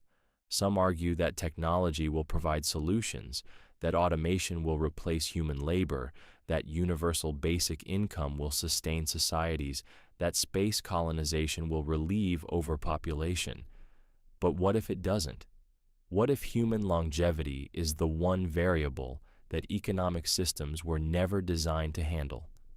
The paradox is this: a longer life should be a blessing, but if economies fail to adapt, it could become a crisis. So what happens when death is no longer an economic necessity? Does humanity find a new way to thrive, or does civilization crumble under the weight of too many people with too much time? The post-scarcity paradox. For the first time in history, humanity is on the brink of eliminating scarcity. AI and automation are making production effortless. Energy is becoming limitless. Food can be engineered, water purified, medicine synthesized at almost no cost. The barriers that once defined civilization, labor, resources, survival, are dissolving. A post-scarcity world where everyone has what they need without struggle is no longer science fiction. But here's the paradox. If scarcity disappears, does motivation disappear with it? For centuries, ambition has been driven by necessity. People work to survive. They innovate to solve problems. They push forward because the alternative is suffering. But in a world where everything is abundant, where effort is no longer required to meet basic needs, what happens to the human drive? At first, it sounds like paradise. Without scarcity, there is no hunger, no homelessness, no economic desperation. People are free to pursue knowledge, art, exploration, things that were once luxuries. Without the burden of survival, society should flourish. But then, the stagnation begins.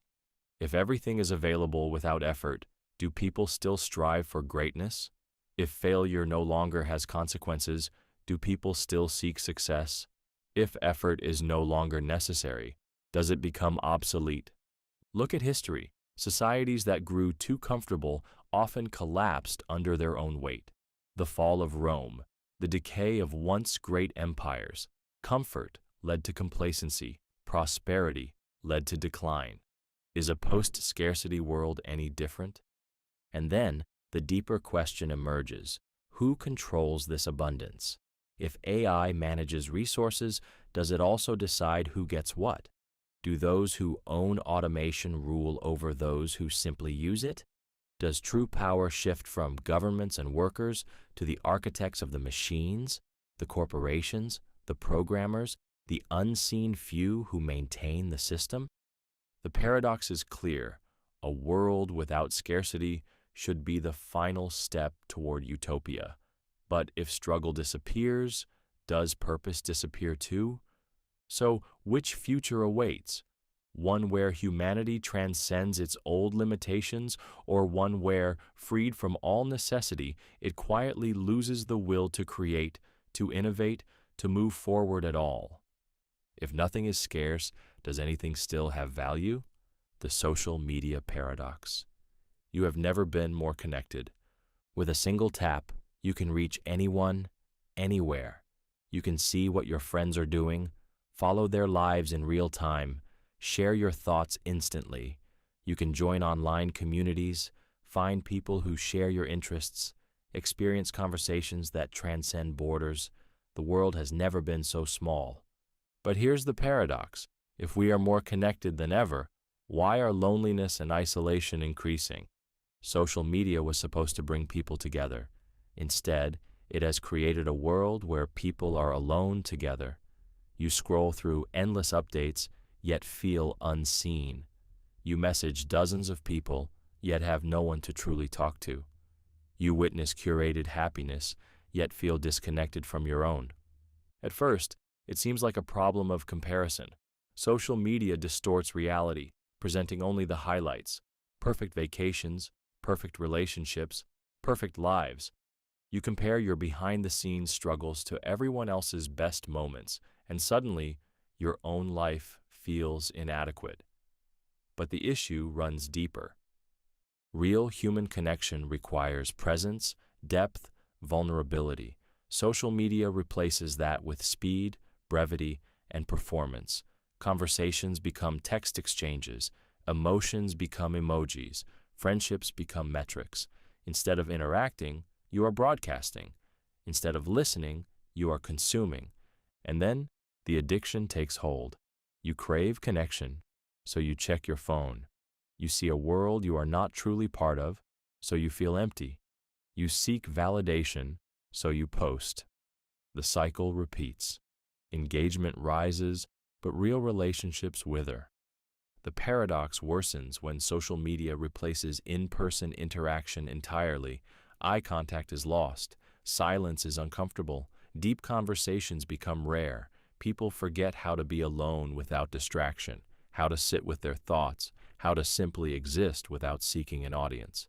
And yet, cutting off social media is not the solution. It is how people network, how movements spread, how information is exchanged. It is a tool that can unite, but only when used wisely. The social media paradox forces you to ask, are you truly connected or just surrounded by digital noise?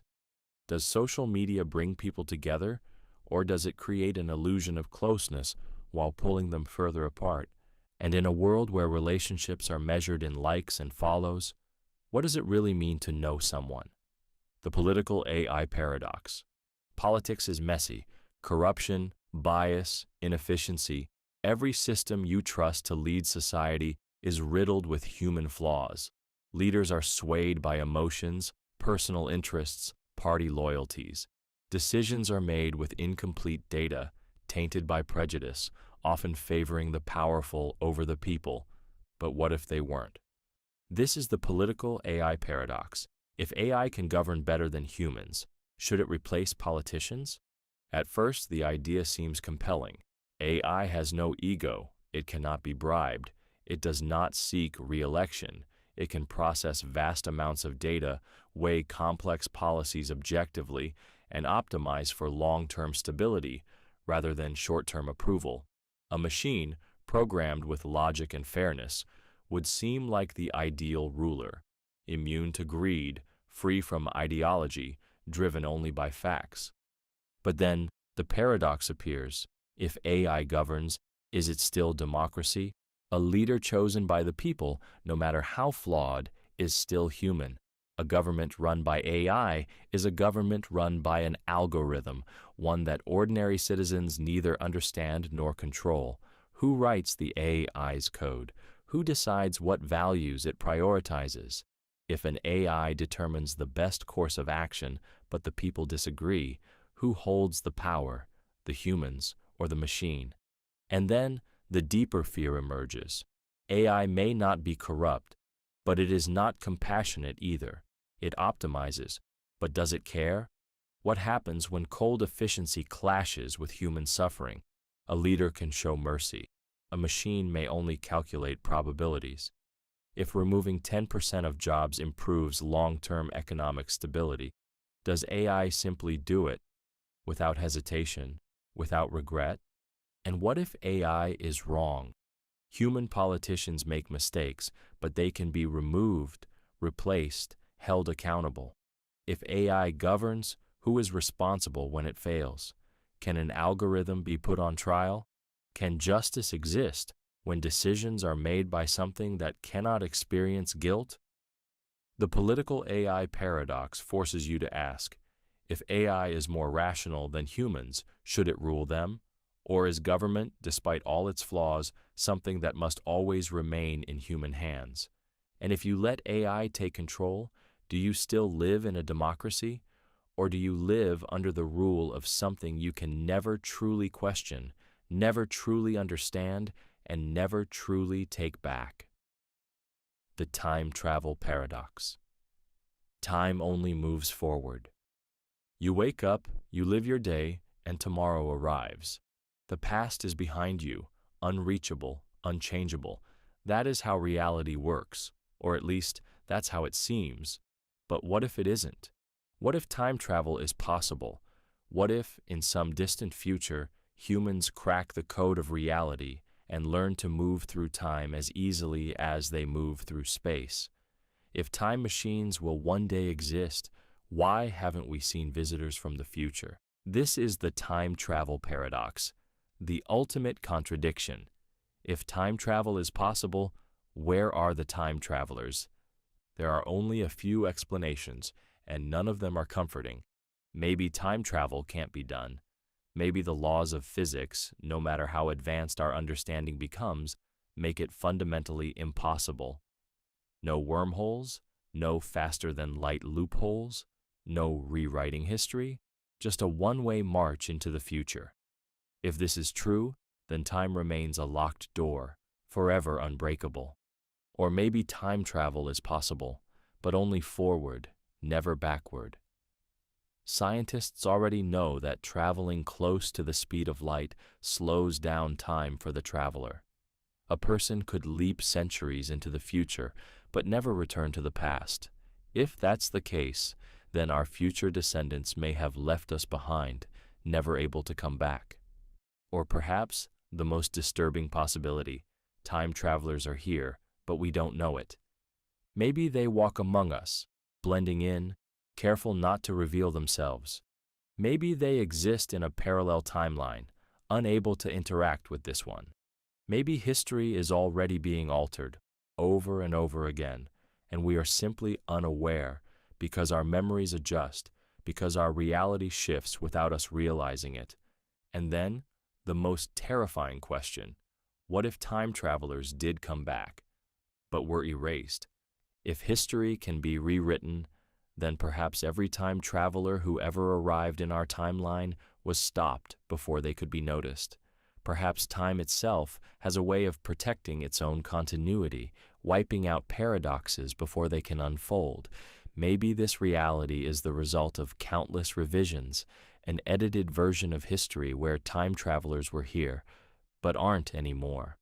The time travel paradox forces you to ask, if the future exists and if time can be bent, then where are the ones who have already mastered it? And if they never arrive, does that mean time travel is impossible? Or does it mean the ones who have unlocked its secrets already decided that we should never know? The interstellar migration paradox. Earth will not be your home forever. One day, whether by choice or necessity, humanity will leave.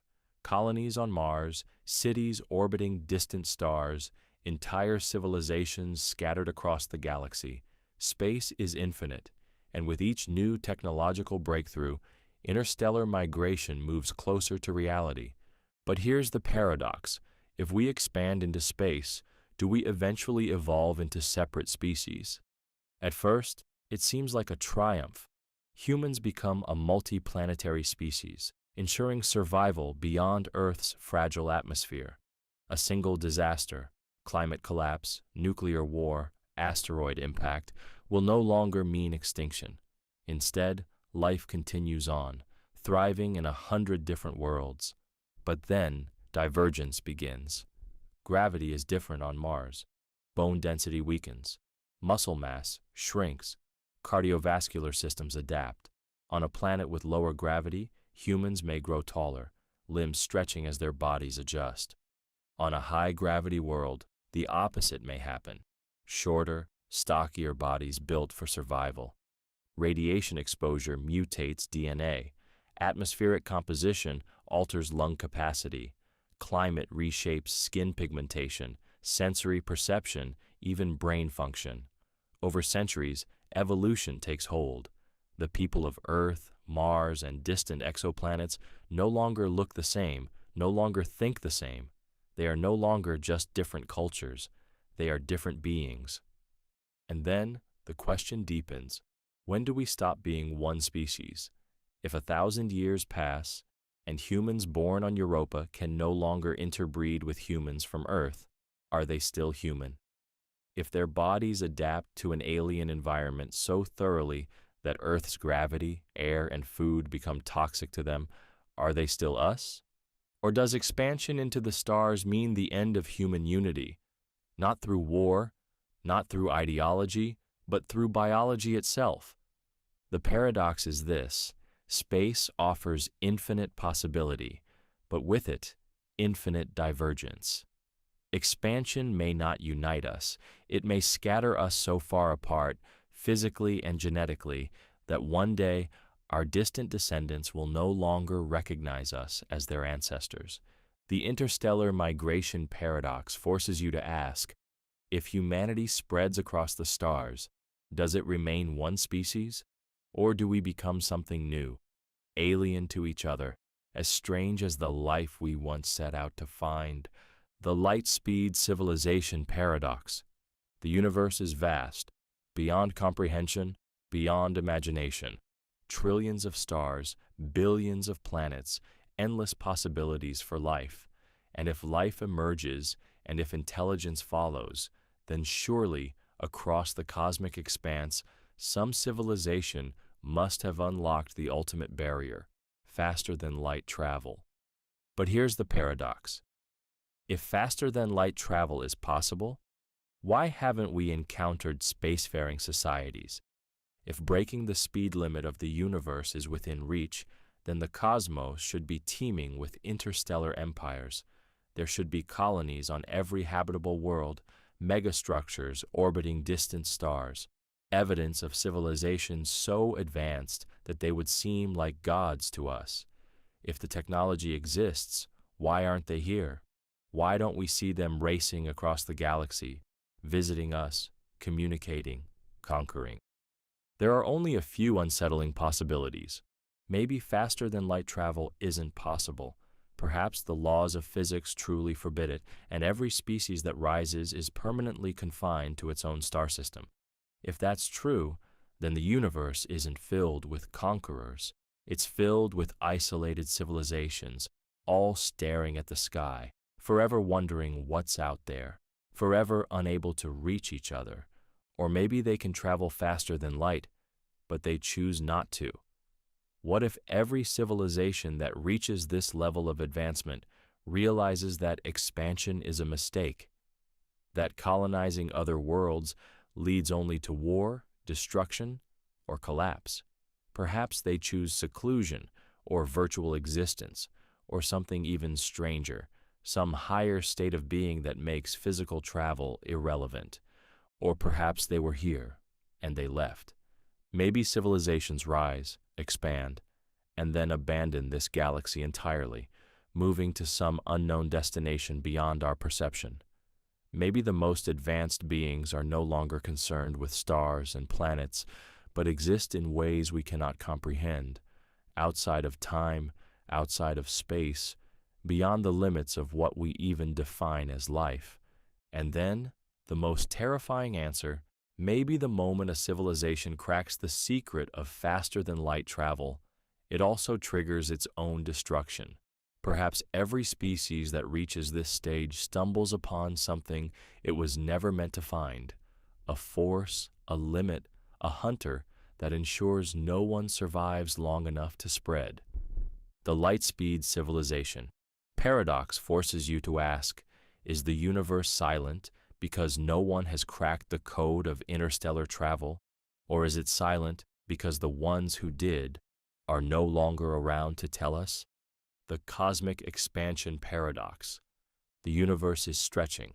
Every galaxy, every star, every distant point of light in the night sky is moving away. Space itself is expanding, not just within the observable universe, but everywhere. The fabric of reality is pulling itself apart. But here's the paradox. If the universe is expanding, does that mean everything is moving apart forever?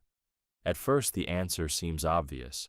The further away a galaxy is, the faster it recedes from us. The cosmos is accelerating, pushed outward by a mysterious force known as dark energy. If this continues indefinitely, then one day the universe will be so vast that distant galaxies will vanish from view, receding beyond the horizon of what we can ever reach. But then, the paradox deepens. If everything is moving apart, why don't we feel it? Why doesn't Earth stretch? Why don't atoms expand? If space itself is growing, why does the familiar world remain unchanged? The reason is gravity. While cosmic expansion affects the vast distances between galaxies, local forces hold things together. The Milky Way will not dissolve. The sun will not drift away. Planets, people, and atoms remain intact, trapped within the gravitational wells that resist the universe's relentless stretching. But what if expansion accelerates beyond a critical point? What if dark energy strengthens? Some physicists predict a terrifying endgame, the Big Rip, where expansion overtakes all forces. First, galaxies will separate. Then, solar systems will unravel. Then, atoms themselves will be torn apart until nothing remains but an empty, structureless void. Or perhaps expansion is not infinite. Maybe dark energy weakens over time.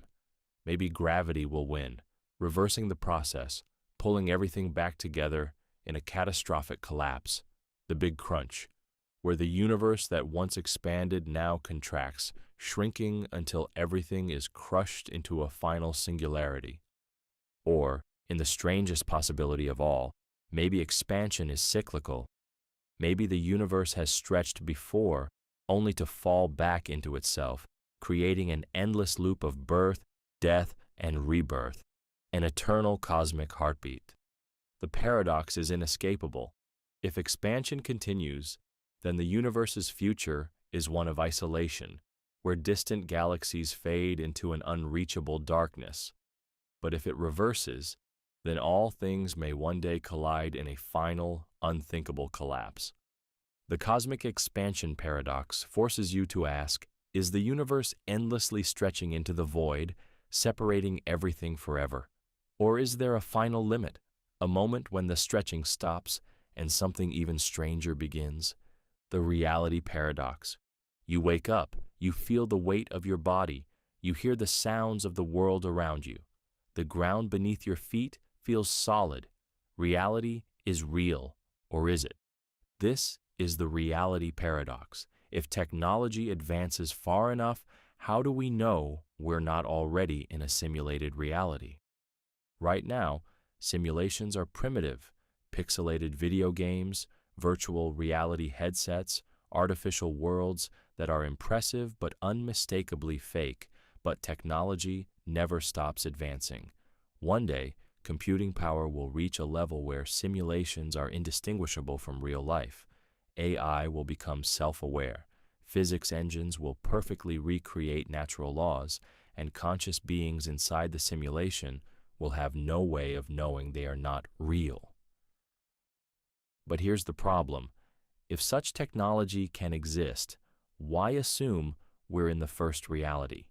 If advanced civilizations can create perfect simulations, then logic suggests they wouldn't create just one. They would create millions, perhaps to run experiments, to explore alternate histories, or even just as entertainment. If that's the case, then the odds that this reality is the original, base-level reality become almost zero. We are far more likely to be inside one of those countless simulations than in the one true, original universe. And then, the paranoia sets in. If this is a simulation, are you being watched? Do the creators intervene, shaping history to their design? Are the laws of physics merely constraints set by an unseen system? Are your thoughts, your choices, your very sense of self just lines of code executing in a cosmic program? Or worse, what if this simulation is temporary? What if the moment you become aware of it, the system resets? The paradox is inescapable. If a civilization can create perfect virtual worlds, then reality itself becomes uncertain. Either we are in the one true universe, or we are one of countless artificial ones, unable to tell the difference. The reality paradox forces you to ask, is existence as real as you think? Or is it only real because the simulation won't let you see beyond its limits? And if it is a simulation, then the most important question isn't what reality is. It's who's running it and why. The observer effect paradox. You think of reality as something that exists independently of you.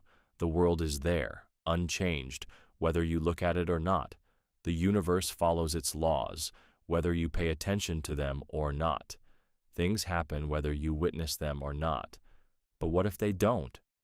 This is the observer effect paradox. If observing something changes it, then can we ever know what reality is like when we're not looking? At the quantum level, particles don't behave the way you expect them to. They don't have fixed positions until they are measured. They exist in a cloud of probabilities, occupying multiple states at once. But the moment they are observed, they choose a position, as if reality itself waits for consciousness before deciding what is real. Does this mean that reality doesn't truly exist until something is watching? At first, it seems like a problem limited to tiny particles, but step back, and the implications become unsettling. If the act of observation affects reality, then does this apply to everything? Is the universe an objective structure, or does it respond to being observed? And then, the paradox deepens. If reality requires an observer, then who or what was the first observer? Before humans, before life itself, before the first conscious mind emerged, was the universe undefined? Did it need to be watched to take form, or is something watching even now? The observer effect paradox forces you to ask, is reality something that exists independently of you? Or does it take shape only when you turn your attention toward it? And if observation is what makes things real, then what happens when you look away? The free will paradox. You believe you make choices. You decide what to eat, where to go, who to love, what to believe. Every moment of your life feels like an endless series of decisions, some small, some life-altering. You feel the weight of your choices because they are yours. But here's the paradox.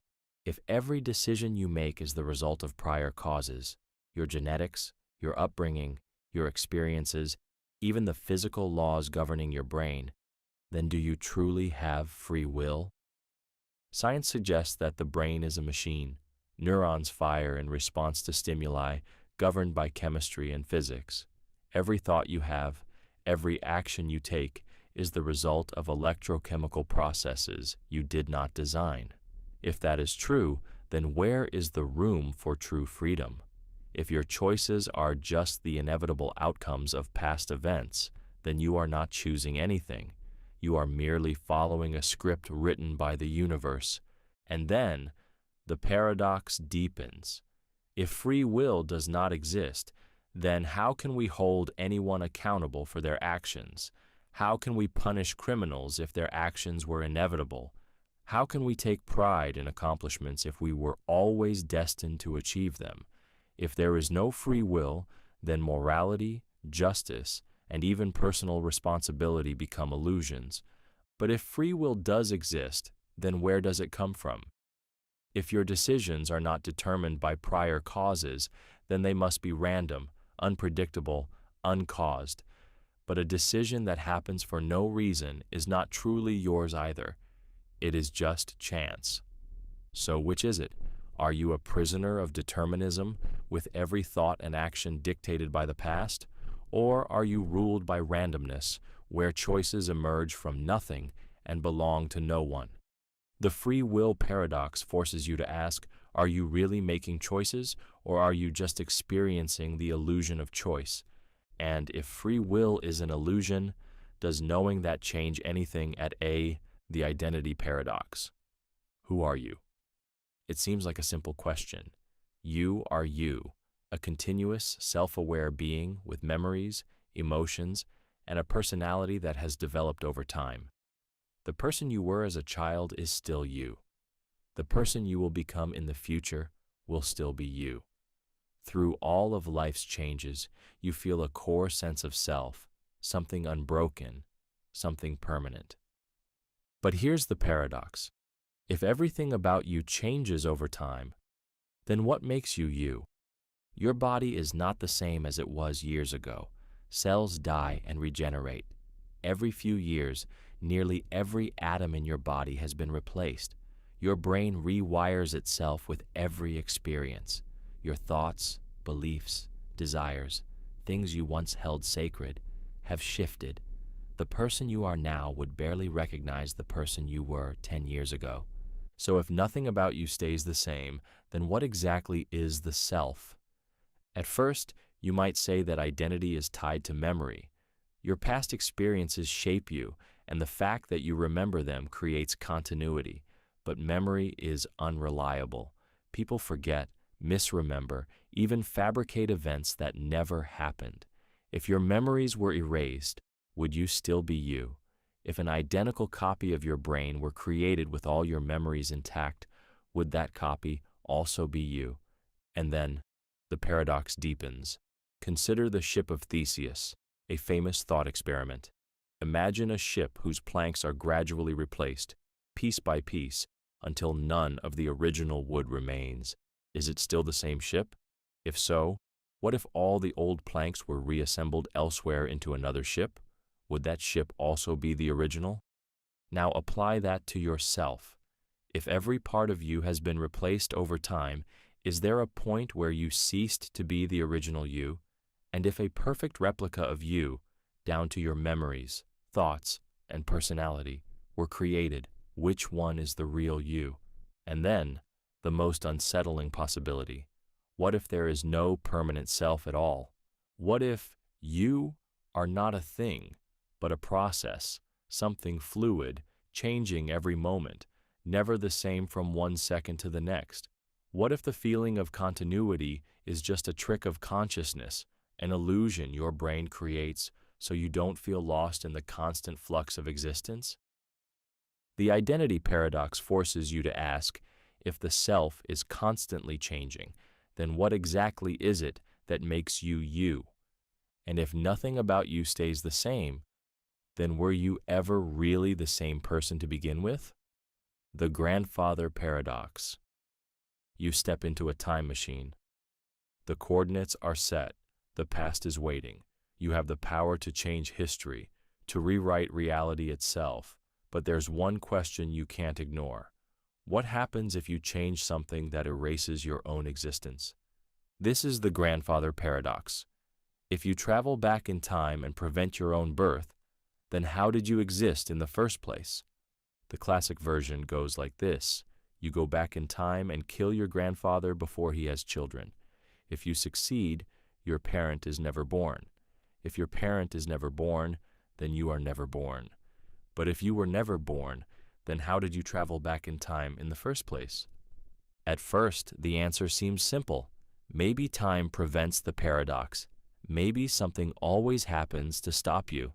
The gun jams. You change your mind. Fate intervenes.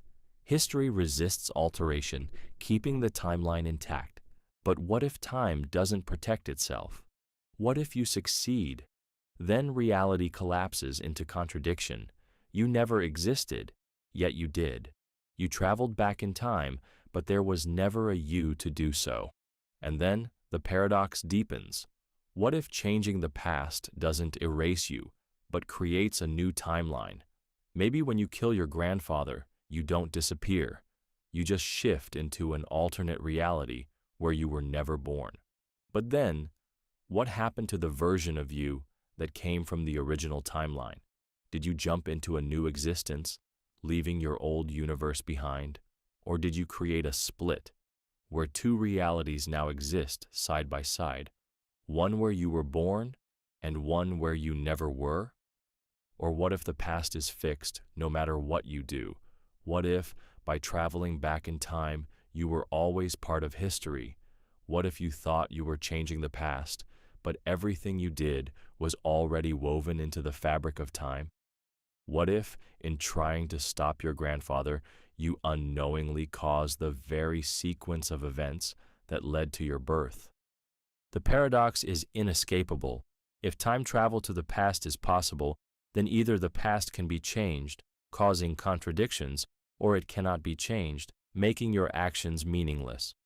The grandfather paradox forces you to ask, if time is a river, can you change its course? Or are you just another ripple flowing toward an outcome that was always inevitable? And if you can rewrite history, then how do you know it hasn't already been rewritten before? The paradox of the unstoppable force and the immovable object. You are faced with the ultimate confrontation, an unstoppable force, a power so absolute that nothing can resist it, charges forward. Its momentum is infinite, its movement inevitable. It cannot be slowed, redirected, or destroyed. But in its path stands an immovable object, an entity so absolute that nothing can move it. It is unshakable, unyielding, impervious to all force. It cannot be pushed, displaced, or broken. And now, the paradox. What happens when the unstoppable force meets the immovable object? At first, it seems like an impossible question. If the force is truly unstoppable, then it must move the object. But if the object is truly immovable, then it cannot be moved, meaning the force was never unstoppable to begin with. No matter which one wins, the other's definition is contradicted. So which one gives way? One possibility is that such things cannot coexist. Either the force is not truly unstoppable, or the object is not truly immovable. If both exist in the same reality, one must have a flaw, a hidden weakness that prevents the paradox. But what if they can exist? What if, instead of one overpowering the other, they cancel each other out? The force never stops, the object never moves, and the two are locked in eternal conflict. a paradox with no resolution, an event that simply is beyond logic, beyond comprehension. Or perhaps the paradox is only an illusion, a trick of language. Maybe unstoppable only means that nothing so far has stopped the force. Maybe immovable only means that nothing so far has moved the object. The moment they meet, one is proven false, not because of logic, but because definitions themselves break down when pushed to their extremes. And then, the deeper question emerges. Is this paradox a metaphor for existence itself? Every force in life, ambition, progress, destruction, meets resistance. Every immovable object, tradition, stability, the laws of nature, faces unstoppable change. The world is filled with forces that seem inevitable, clashing with barriers that seem unbreakable. When they collide, what really happens? The paradox of the unstoppable force and the immovable object forces you to ask, does absolute power exist, or is every force limited by something greater? And if nothing is truly unstoppable, and nothing is truly immovable, then is everything, no matter how powerful, ultimately just temporary? The Bootstrap Paradox. A book appears on your desk. It's an old, worn-out manuscript filled with knowledge beyond its time. You study it, amazed by its insights, and over the years, you dedicate yourself to understanding every word. Eventually, you memorize it completely, and then, when the time is right, you rewrite it, ensuring that future generations will learn from its wisdom. But here's the paradox. Where did the book originally come from?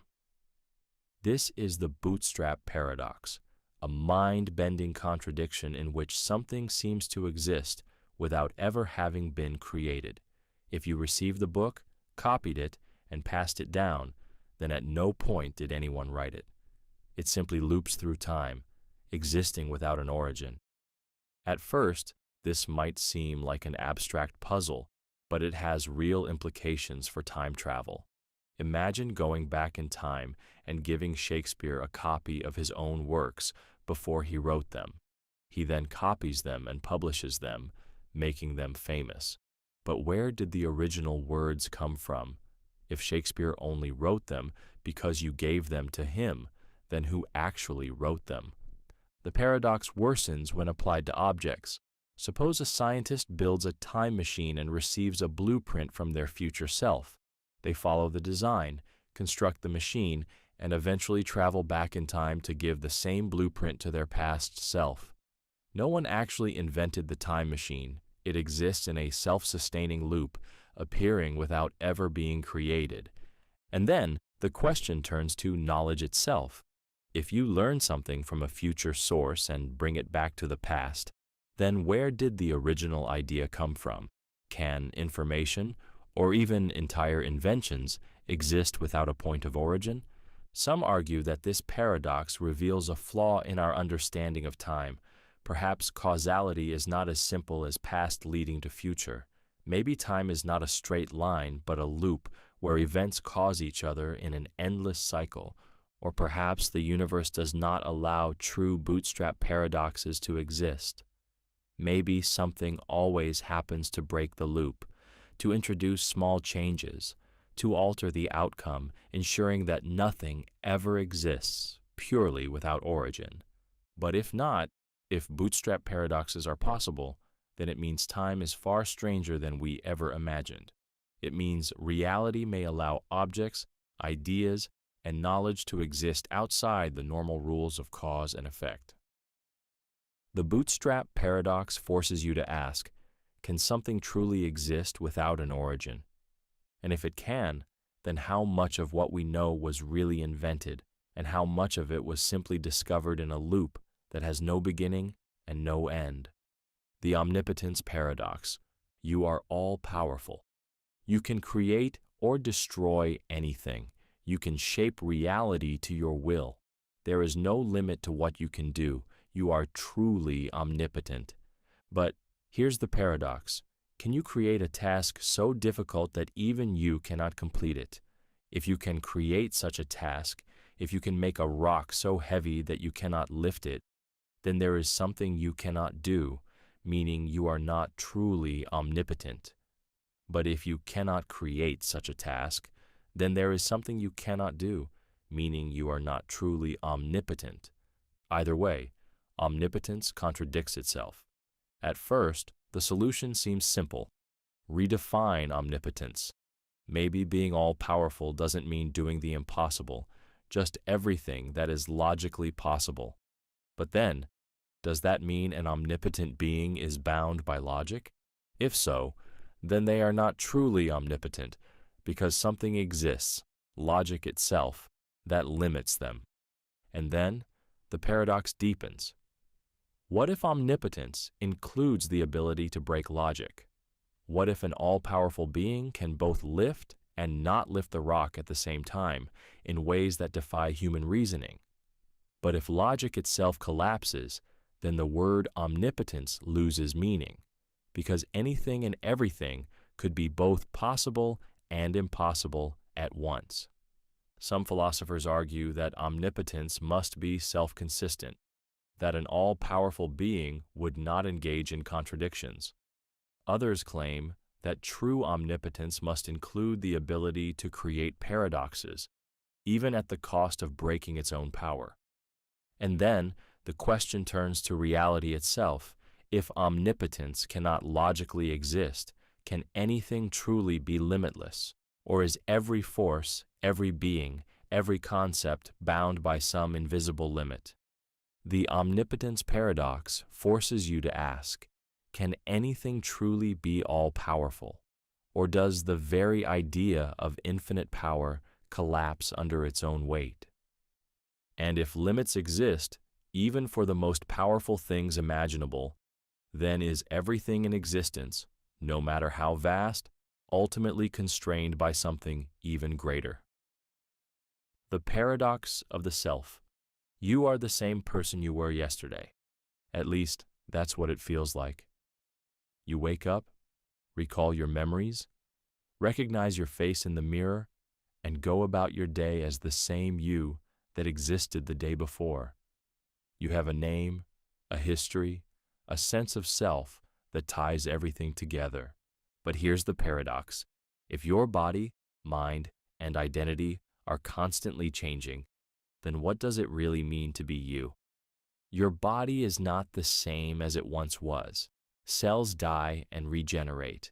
The atoms that make up your body are replaced over time.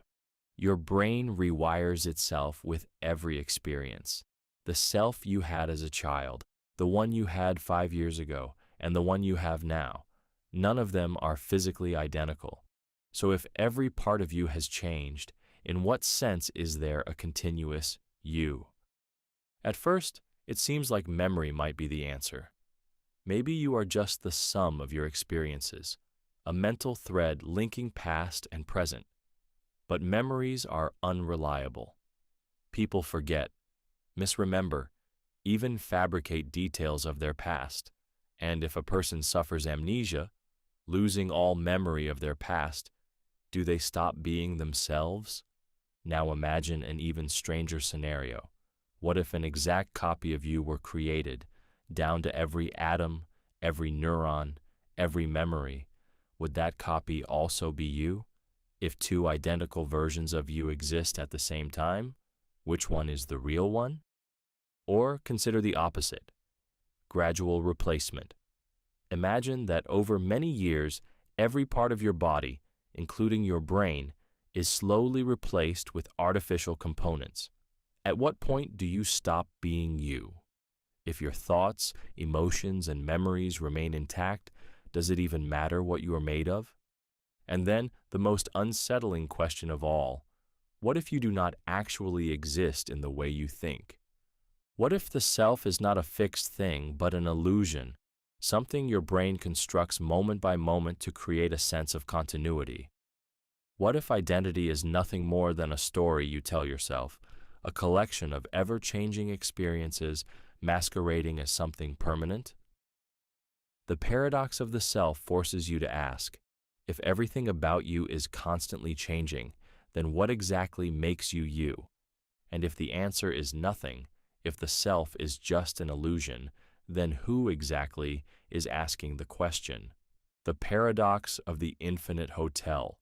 You arrive at a hotel with an infinite number of rooms. Every room is occupied. There are no vacancies. Every guest has already checked in. You sigh, thinking there's no place for you. But then the manager smiles and says, "Don't worry, we'll make space." And here's where the paradox begins. If the hotel is full, how can there be room for more guests? In a normal hotel, no vacancies mean no vacancies. But in an infinite hotel, things don't work the way you expect. The manager simply moves the guest in room 1 to room 2, the guest in room 2 to room 3, the guest in room 3 to room 4, and so on, shifting everyone one room over. Now, room 1 is empty. Just like that, a hotel that was full has made space for a new guest, and it doesn't stop there. What if a bus with an infinite number of people arrives? No problem. The manager simply moves every guest to the room that is twice their current number. The guest in room 1 moves to room 2, the guest in room 2 moves to room 4, the guest in room 3 moves to room 6, and so on. Now every odd-numbered room is vacant, an infinite number of new rooms in a hotel that was already full. This is the infinite hotel paradox, a mind-breaking contradiction that exposes the weird nature of infinity. At first, it seems like a simple trick of numbers, but then the deeper questions emerge. If an infinite hotel can always fit more guests, was it ever truly full to begin with? If something can be completely occupied and yet still have room for more, does full even have meaning? And then the paradox deepens further. What happens if guests leave? If one person checks out, it seems simple. The guest in room 2 moves to room 1, the guest in room 3 moves to room 2, and so on. But what if half the guests leave? What if an infinite number of people check out? Is the hotel now empty, or is it still infinitely full? The paradox challenges everything you think you know about numbers, space, and limits. Infinity is not like anything in the physical world. You can subtract from it, add to it, divide it, and somehow it still remains infinite. The paradox of the infinite hotel forces you to ask, if infinity follows rules that break your understanding of logic, then what does that say about the universe itself? And if something can be full and yet never truly full at the same time, then what else in existence works the same way? The paradox of the unexpected execution. A judge sentences a prisoner. You will be executed at noon on a weekday next week, but the exact day will be a surprise. You will not know which day it is until the executioner knocks on your door that morning. The prisoner thinks carefully. If the execution happens on Friday, then by Thursday night he would know, because it's the only day left. But that would break the surprise condition, so Friday is impossible. If Friday is ruled out, then Thursday is also impossible. By Wednesday night, the prisoner would realize that Thursday must be the day, again ruining the surprise. The same logic eliminates Wednesday, Tuesday, and finally Monday. Relieved, the prisoner concludes that the execution cannot happen at all. But then, on Wednesday morning, the executioner arrives. And the prisoner is shocked. This is the paradox of the unexpected execution, also known as the surprise paradox, a contradiction where logic seems airtight, yet reality defies it. At first, it seems like the prisoner's reasoning is flawless. If he can predict the execution, then the judge's conditions are broken. But his mistake is in assuming that knowing the logic prevents the event from occurring. The paradox arises because his reasoning only works if the execution follows his expectations. But the whole point of a surprise is that it doesn't. And then the paradox deepens.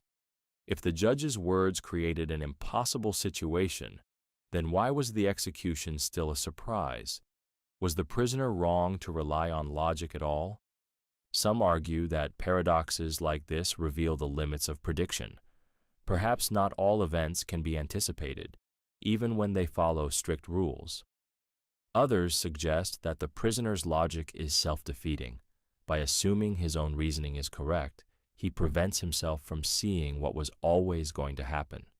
The paradox of the unexpected execution forces you to ask, can you ever truly predict the future, or do some events remain unknowable, not because they break the rules, but because expecting them changes the outcome? And if that's true, how much of life is shaped not by certainty, but by the moments that take you by surprise? The paradox of the infinite regress. You ask a simple question, why? A child does this instinctively. Why is the sky blue? Because of the way light scatters. Why does light scatter? Because of its interaction with the atmosphere. Why does the atmosphere behave that way? Because of the laws of physics. But here's the paradox. If every explanation requires a prior explanation, where does it end? This is the infinite regress paradox, the idea that if every answer needs another answer before it, then knowledge, existence, and even logic itself may have no final foundation. At first, you assume that everything must have a cause. Your existence was caused by your parents, their existence was caused by their parents, and so on, tracing backward through history. The same goes for science. The Earth formed from cosmic dust, which came from dying stars, which came from earlier stars, which came from the Big Bang. But then the question arises, what caused the Big Bang? Every answer leads to another question. Every cause leads to another cause. If you follow the chain forever, you never reach an ultimate explanation, only an endless sequence of prior explanations, each requiring another before it. So what's the solution? One possibility is that the chain of explanations does go on forever. Maybe reality has no first cause, only an infinite series of events with no true beginning. But this creates its own problems. How can an infinite sequence ever be completed? Can something exist without a foundation? Another possibility is that the chain stops at some fundamental truth, something that just is, without needing an explanation. But this feels unsatisfying. If something exists without a cause, then why can't everything? If one thing can be self-existent, then why require causes for anything else? And then, the paradox deepens. If infinite regress is impossible, and if stopping the chain feels arbitrary, then maybe the problem isn't reality, but the way we ask questions. Maybe causality, as we understand it, only applies within the universe, but not to the universe itself. Maybe existence doesn't need an explanation, because explanations themselves are human constructs, not universal truths. The paradox of infinite regress forces you to ask, does every question have an answer? Does every effect need a cause? Or is there a point where asking why simply has no meaning? And if that point exists, then what does it mean for everything you think you know? The paradox of the Sorites, the paradox of the heap. You stand before a heap of sand. You pick up a single grain and remove it. The heap remains. You remove another. It's still a heap. Another and another, still a heap. But here's the paradox. At what point does the heap stop being a heap? This is the Sorites paradox, a contradiction that arises when gradual change leads to an extreme outcome, yet no single step appears to make the difference. If removing one grain never stops something from being a heap, then logically, even a single grain must still be a heap. But that's absurd. At some point, the heap must disappear, yet no individual grain seems to be the deciding factor. And this paradox isn't just about sand. It applies everywhere. When does a person go from young to old? There is no single gray hair or wrinkle that defines aging. Yet one day, youth is gone. When does a crowd become a crowd?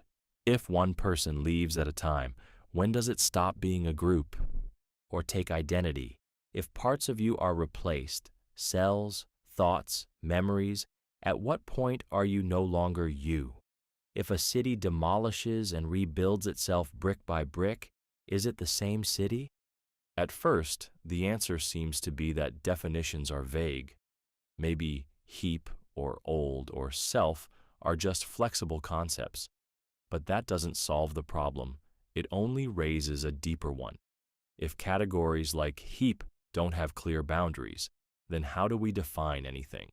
If words and concepts break down under gradual change, does meaning itself become unstable?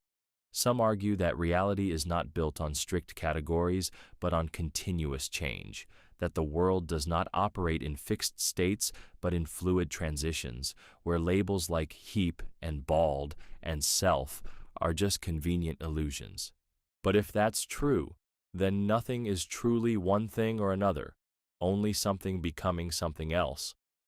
The Sorites paradox forces you to ask, if change happens gradually, then does anything ever truly begin or end? And if every boundary is blurry, then how much of what you believe to be certain is actually just an illusion created by your mind? The paradox of the ship of Theseus. A ship sets sail. Over the years, its wooden planks decay, one by one, and are replaced with identical new planks. Eventually, every single part of the ship has been swapped out. Not a single original piece remains. But here's the paradox. Is it still the same ship? This is the ship of Theseus paradox, a contradiction that challenges the very nature of identity. If all parts of something are replaced, is it still the same thing? At first, you might say yes. The ship was repaired gradually, always retaining its form. Its function never changed. The people who worked on it, sailed it, and recognized it would still call it the same ship. But then, the paradox deepens. What if someone had gathered all the old, discarded planks and rebuilt them into another ship, an exact replica of the original? Now, which one is the real ship of Theseus? The one with all new materials but continuous history, or the one with all the original pieces but no continuity? And then the question turns to you. Your body replaces its cells constantly. Your atoms are not the same as the ones you were born with. Your thoughts, memories, and experiences shape you, but they evolve, shift, and even contradict your past self. If every part of you has changed, then are you still the same person you were years ago? Some argue that identity is not about physical parts, but about continuity, an unbroken chain of existence. But if that's true, then what happens in cases of memory loss? If a person forgets their past completely, are they still them? Others argue that identity is defined by structure and function, not material. If an object or a person acts the same, then it remains the same, regardless of whether its components have changed. But then, what if an exact duplicate of you were made? Same thoughts, same memories? Would it also be you? The paradox refuses an easy answer. Identity feels solid, but when you break it down, it dissolves. It forces you to ask, what does it really mean for something or someone to remain the same? And if nothing physical, mental, or experiential stays unchanged, then is anything or anyone ever truly one thing at all?